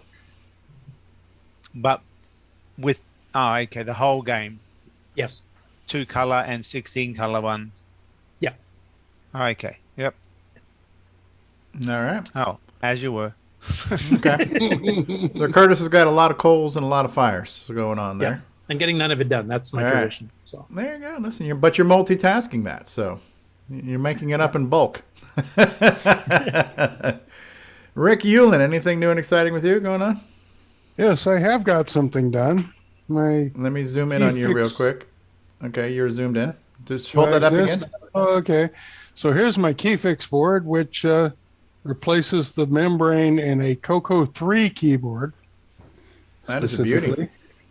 And they're now available on my site, computerconnect.com. Now, I notice there's a toggle switch on the back. What does that toggle switch do? Yes, this changes it moves the up and down arrow to the Alt and Control keys. So if you want to play CoCo 2 game and get your get the old CoCo 1 and 2 style games going like Avenger. You want to get the whole you want to get the whole spread out 4-finger action going on there instead of the 4 fingers in a diamond formation. That's really hard to do, right? So exactly. See, now I'm conflicted. I've got Ed Snyder's excellent mechanical keyboards here, but I want that functionality too. So this one you still have to use your original keycaps and everything else. So it just replaces the Mylar, the underneath part. Yes, so it still looks completely normal. It looks like a normal color. So it comes in your choice of the original color. Exactly. Right now it comes in your choice of clicky or clicky. Yeah. No, but I did a touch type feel on that at CoCo Fest. It felt really good. It was a nice clicky tactile feel to it. It has an additional feature in that it's not hard set. The board is balanced against the keyboard keys, so you can tighten it down more and get a really high click, super touchy key if that's what you like. It's tunable. Or you can, let it off so the kids can bang on it and not smash the bottom out of the thing. And I will also have just the board, the bare board for I think $20. So if you want to try different keys, there are all key different switches. types of switches and stuff. Yeah. There are all kinds of switches in this world, and so I made the board so it will take through-hole switches or 4x6 or 6x6 surface mount switches. So you can play with a whole bunch of different hardware if you want to, and make the CoCo keyboard of your dreams possible. So is it $45 just the board, or is that including the switches? Well, that's the assembled board that you just need to screw on the bottom of your CoCo keyboard. I'm going to want to get one of those from you at the fest, Rick. So excellent. Put me down for one. I'm going to be soldering. I would like you to autograph it for me too. So I want an autographed Rick U board. Yeah. What's the deal? The website again? What's his website again? Computer Connect with one N. Computerconnect.com. Computerconnect.com, one N. So I posted a link in chat. Rick is one of those guys that has a website that shows what his products are. So he's one of those rare birds out there. It's an amazing thing. Very funny. This is my 4th one, by the way. Yeah. So I now have actually 4 products on sale at once. I'm a big fan of your CoCo joysticks, so I was going to show that off on my update acquisition. How's your Ethernet card going? We're having some timing issues with some CoCo, so it's one of those. It's still the same. It's 80% good. Have you got any clues? Like, have you started narrowing down what's causing the timing issues? I'm actually getting a CoCo that doesn't work shipped to me. So you can actually really see what's going on. I've tried it on 5. I even rebuilt a CoCo 2 out of my junk pile, as well as a CoCo 3 and the CoCo 3, and they all work. So I've been it's hard to fix something that you can't experience. Right. So yeah, we finally got one that doesn't work coming to me. So okay, there you go. I'll be able to figure out what the heck is going on. Is it the Ethernet or the serial port that's not working? The Ethernet timing doesn't. Ethernet, right. Which, was kind of most of the point of the thing, basically. Yeah. So. Yeah. Is that all for you, Mr. Ulland? I believe so. Okay. Thanks for sharing. Mark B, anything? Any coals in the fire? Well, I bought a new chair. Mark's got a new chair. All right. The old one still serves the old one still serves the original purpose as a cat holder. A cat holder. Is it pre-scratched then? Or? Don't laugh. That's important. Oh, that other one's got so many scratches on it. It's it was getting pretty worn out. I mean, I've had it since about the 80s. Wow, that's period correct. Then period correct. Period and cat correct. It was time for a new one. The bearings are gone. The spring's gone. So yeah, it was that time. Right. Butt damaged. Right. Cool. I'm sure the cats don't complain. I wore through the leather. Wow. Yeah. So. Anything on the CoCo side other than furniture? No. What about you, Ron Delvaux? You probably got 10 million things on Facebook you've posted this week. Yeah, so what you should do is just go there and look. I got I hooked up my 20-inch, 22-inch, whatever it is. It's diagonal. Toshiba TV to my CoCo 2, which was a T1 CoCo 2. It had composite mod, and I got pictures from it. And it's run through my VCR, like in the old days people did. Yeah, yeah. They didn't have a composite, and it works pretty good. It's a nice clear screen, and I brought up a bunch of games and things, and took screenshots, and it's neat to see. Yeah. It seems like of the stuff I post, whenever you post stuff about the CoCo itself, it gets more hits than anything, to see actual hardware. So okay, cool. Enjoy. Keep up the good work on the Facebook front. We talked to Ken. Alan Murphy, are you there? Anything new with you? Yeah, kind of been beavering away in the background working on sound driver stuff. I've got 16 different sound driver related chunks of code that I'm integrating into one part. So I developed all the little pieces individually to play the same sets of sounds off of a bunch of different sound cards. Now I'm trying to get them to all be one piece of code. And I've got 17 different music and sound effect cues that I've got to run through that for my game. So that's why it's been kind of quiet since the random number generator fest finished up. So I'm actually to the point where I have to get the sound done, not just framed up. So it's just taking some time, but it's kind of interesting. I've got the ability right now to go up to 20 voices on the Mega Mini MPI. Wow. 12 voices on the Symphony 12 or Philharmonic 12. And the bulk of the sound stuff is in the 3-voice range for the original game, and because that's what most of the chips support. Okay. So, doing that lowest common denominator thing there. That cover like the speech sound pack, the GMC, the PSG, that kind of thing. Correct. Are you supporting the software 6-bit DAC too then with multi-voice? Or yes. No? Yes, okay. That was a big 10-4. Oh, wow. Okay. You got sound covered. Mr. Marentes, anything new on your front? My game 0 Hour is now complete. Complete. That's right. So it's finished. I'm now working on creating the manuals for it and the artwork. After that, I'll be doing a web page, and you mean also manuals. You mean manuals that nobody will read? Yeah, well, yeah, that's right. Well, at least he doesn't waste the paper. They're on PDFs, so no trees were killed in the making of this manual. So yeah, that's right. And it'll be officially starting its game tester reviews. I'll send a copy out to Curtis. Do you know what the retail price is going to be? Because I'd like to pre-order one. Well, the CD, my usual CD package will be $20 again. Okay. With a download of 10. So. Okay, might just go for the download, but I do like the tangible doohickeys too. Cool. I've got some nice artwork coming up on this other one, so. Okay. Beauty. Everybody should order the physical one because that gets Nick closer to his next Ferrari a little bit faster. Absolutely. Just the digital. And what about Mr. Moving to Lamborghinis? There you go, Lambo. Yeah. Mr. Ladd, anything new in your world? Not really. Really? What? Okay. What? I did happen to see something kind of nifty on Amazon, which would be kind of interesting to pair with maybe Ed's TTL serial ports that are on the Mega Mini. It's a Ethernet to TTL serial bridge. That way you could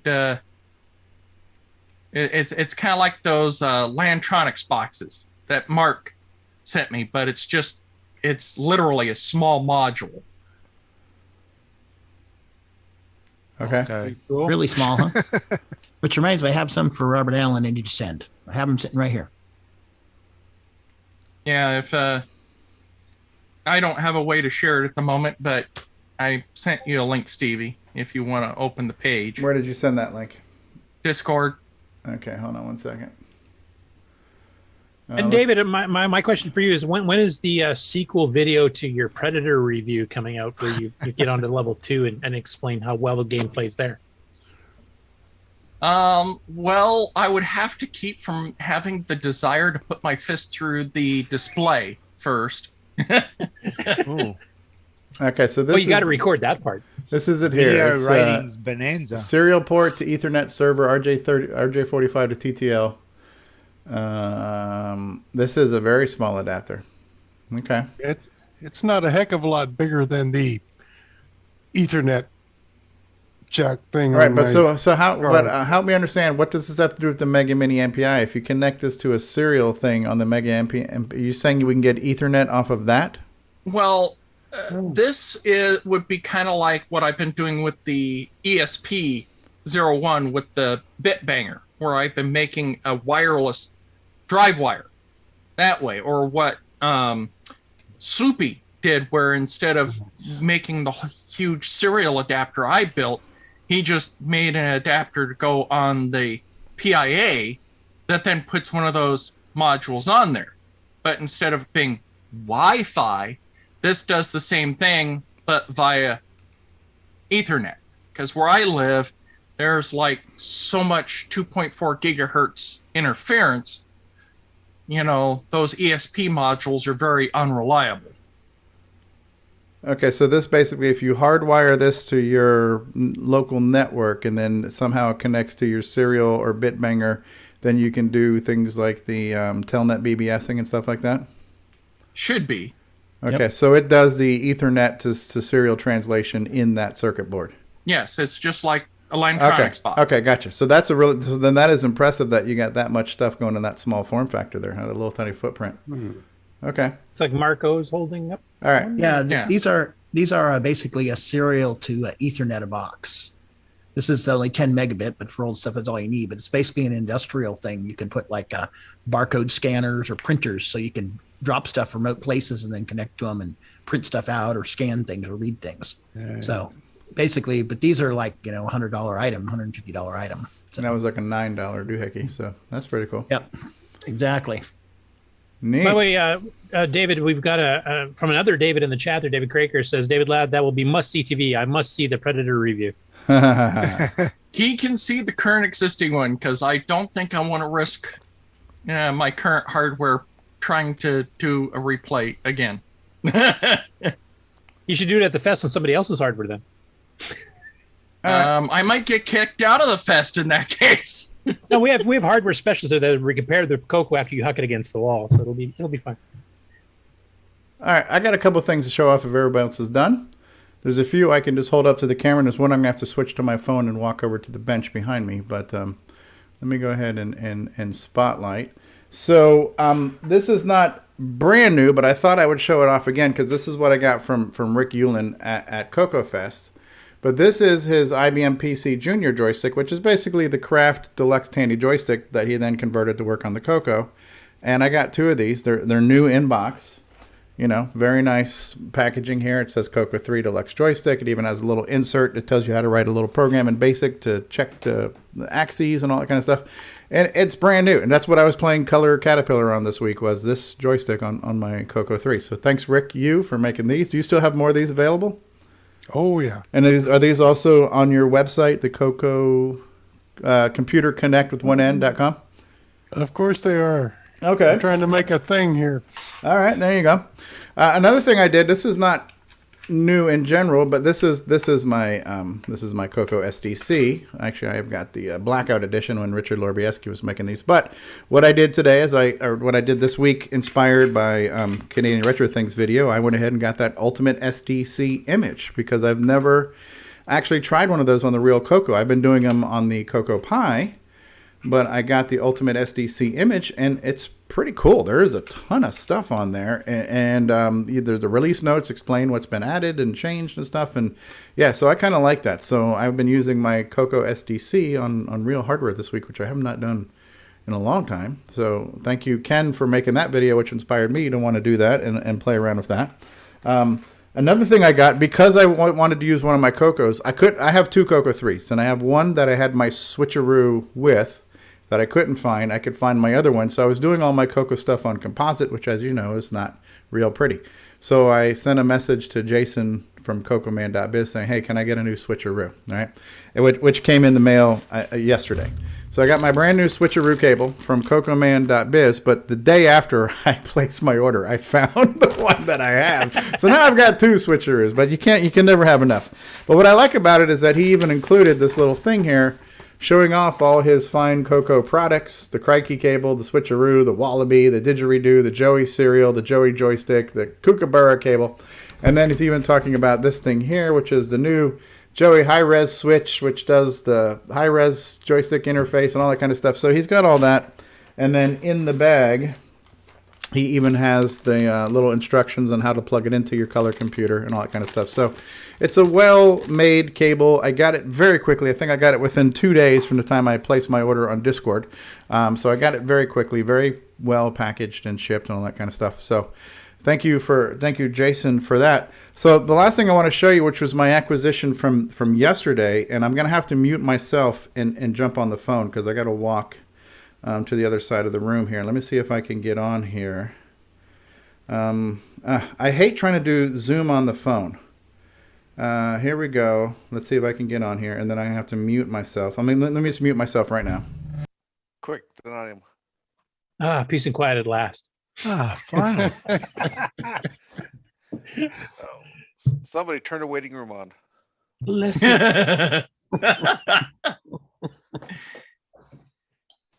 All right, so can you guys hear me? I can hear you. I don't see your other video feed, though. I'm trying to figure that out right now. Okay, I have this one here. How do I switch my camera around? Switching my camera around. Okay, so can you see my roaming video right now? No. You're going to have to spotlight yourself. Or your other self. Let's do that. There we go. Got it. See a nice wall. Yeah, hold on 1 second. Now we see David's lad on me. Okay, so can you see my video now? Yeah. Yep. All right. Let me get some more light in here. Tandy 1000. This is my acquisition I got yesterday. It is a Tandy 1000 SX. We can kind of see the case and parts here. Now here it's on the floor. And it's got dual floppies. And it doesn't boot to BIOS right now. And I'm not sure why. But one of the interesting, it also came with a hard card, as you can see here. So I've got this big giant hard card here with a hard drive I'm not even that familiar with. This is a MicroScribe hard drive. Not familiar with that brand.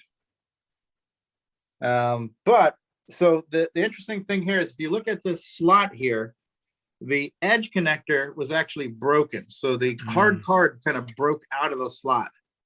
And the plastic bezel here snapped off. And so the teeth here are all kind of wobbly.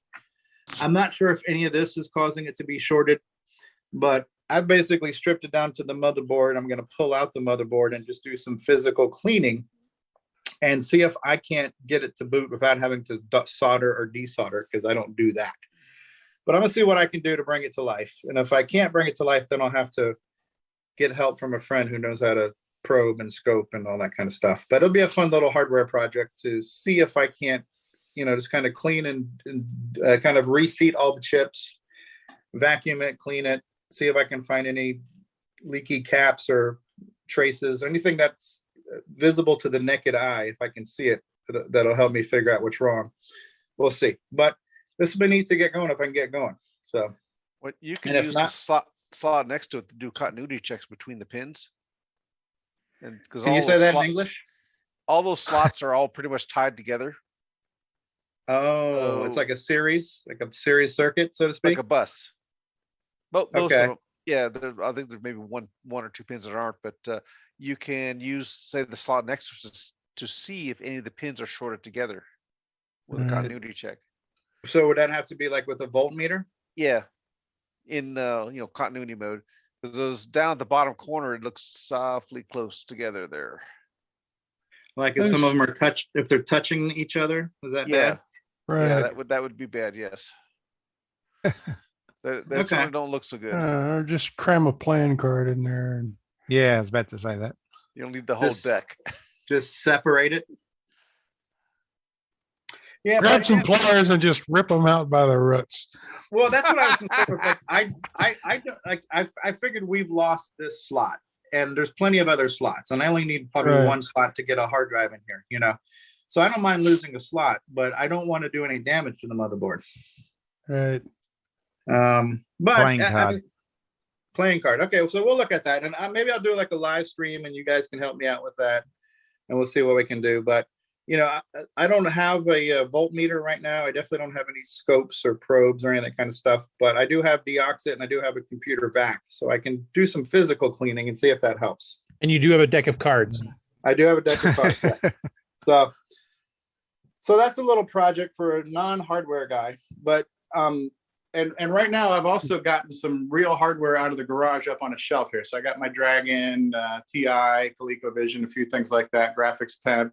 I've got my CoCo 1 with CoCo VGA up here on the shelf. I got my CoCo 3 with my switcheroo, and I got my SCART HDMI down here. So I'm getting back to using real hardware again, because the certain things did not do well on the CoCo Pi, especially that Caterpillar game. So I had to do a whole search and destroy mission to find things in my garage that I organized so well I couldn't find them. So there we go. A little view from the man cave. And this is behind the scenes. If you ever wondered what the CoCoTalk production looks like, here it is, boys and girls. This is behind the scenes of CoCoTalk. Right, I'm hanging up on the phone now. Bye-bye, everybody.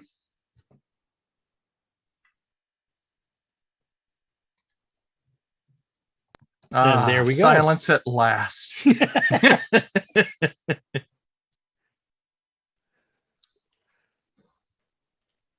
So did he say he had a 1000 SX? Yeah, 1000 SX. Yeah. What speed was that? I'm not sure, because I have not seen it boot to BIOS. Yes, I don't know. Right. So, I assume it was faster than the original 1000.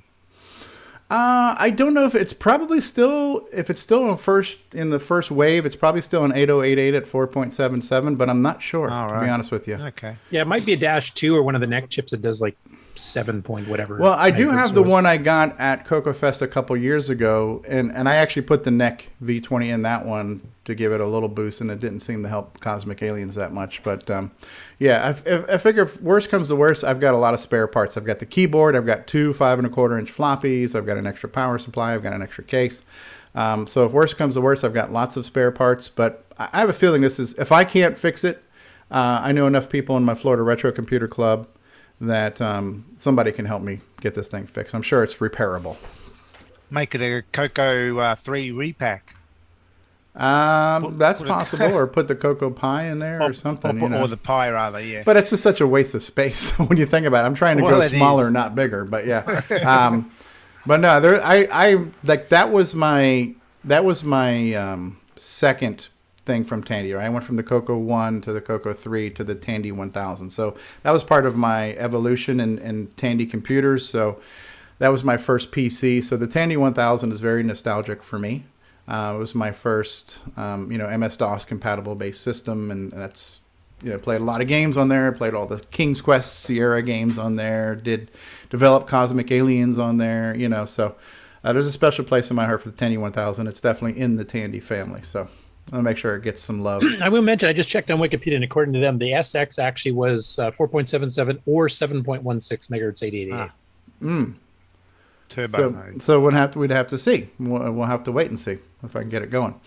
But yeah, so that might be a thing to stream and just play around with, mess with my new 4K camera. And I just recently bought a PC vac that I use because sometimes I have to clean out laptops for clients and stuff too. So I've got a anti-static computer vac that I can, actually clean stuff with. So I can try to do some of that, do some deoxit, et cetera, et cetera. Now, if it's 7 megahertz, that would be pretty sweet because I only want one Tandy 1000, and technically I have 2 if I can get this working. And then I would just bring my other one to CoCoFest and sell it to somebody, give it a good home.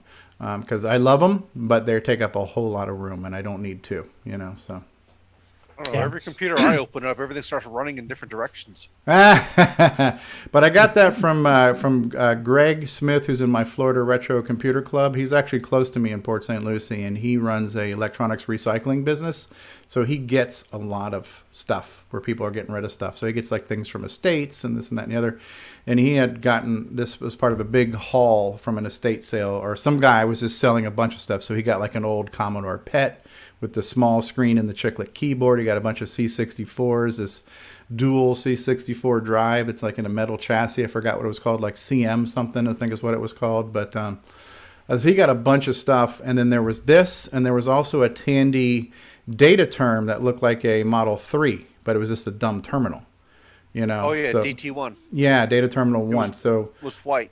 Yeah. So he got a bunch of stuff, and when he saw it, he tagged me. He goes, "Look, if there's any Tandy stuff you want, you got first dibs on the Tandy stuff." I'm like, "Yeah." I said, "I'd be interested in the Tandy 1000, but I don't want the data terminal. It's huge, and I don't need more stuff that takes up space, So.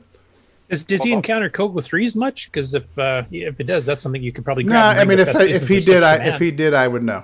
Yeah, so not a lot of CoCo stuff, honestly. I don't know if you saw in the Discord, but Henry Wrightfield, there's an estate sale up where he is in Ontario. The person was actually an engineer and repair person for Radio Shack Tandy, and they've got a ton of stuff from Model 16s to Model 1s to peripherals, all kinds of stuff that he went and picked up a bunch. But I guess there's a ton of stuff in this thing here, but I don't know how accessible it is to people in the States. Yeah. Every now and then you hear about those things where it's just a big collection of things that somebody bought. This has got everything under the sun in it, right? So I mean, how much stuff Henry Wrightfield has, and when he came back and he posted about it in Discord after he went to go see it, he said, "I was a bit overwhelmed." You've seen how busy his basement is. He's got a basement full of everything. Yeah, that is cool. All right, well, I think we've achieved history. We've done a show in just under 3 hours. And we didn't cut any corners. We didn't speed through the news. We didn't, So I guess not having a guest sometimes allows us to have a reasonably length show. So. Yeah, that's like a retro show of a retro show, because that's harkening back to the days we were under 3 hours an episode. Yeah. Oh yeah. That didn't last long though. No. So as we're wrapping up, we'll say hello and goodbye to everybody in the live chat. So Chris Duras is out there, Mr. Dave's out there, Kevin Holloway, and David Lord and Frederick Provancha and Rick Yu and Mikey and David Craker, Kevin Holloway and Erico is out there. We showed off your game earlier, Erico. Great work there. Mark Overholser, Erico. John Lowry's been out there. Tom Erik Gunderson has been out there. David Lord and Rick Yu and Frederick Provencha. Amigos Retro Gaming had stopped by earlier, and so did B. Rye FPV and Daddy Burrito, and the Taylor and Amy show came by earlier. I think Tim Linder might have been here. We had a Nick Marota sighting. Nick Marota. Canadian Retro Things. D. Bruce Moore joined us in the panel and in the chat. David Craker was out there. Mark Siegel was out there. Kevin Holloway. Looking forward to see what D. Bruce Moore does next, because he does some really creative things. So, any other final thoughts from the panel? No interview next week, so that's 2 weeks in a row. We'll no have interview shorter next shows. week, and maybe another short show.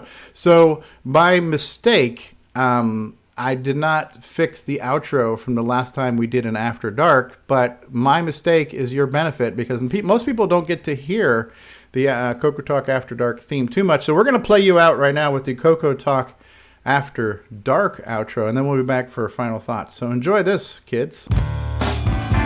All right, thank you for watching another episode of CoCoTALK, the world's leading live talk show featuring the Tandy Color Computer. We hope you've enjoyed your time with us today, folks, and we'll be here again next week. I'd like to thank David Ladd and the CoCoTALK Orchestra for the fine music you're hearing today here. This episode was brought to you by Pall Mall Cigarettes. Twice the tobacco, 3 times the nicotine, 4 times the flavor, 1,000% satisfaction. Make sure you light up your Pall Malls, boys and girls. It's like Jolt Cola, but bad for your lungs.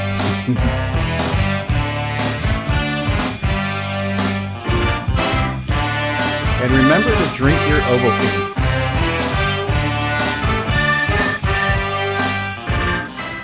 Oh, man. That song just moves my booty.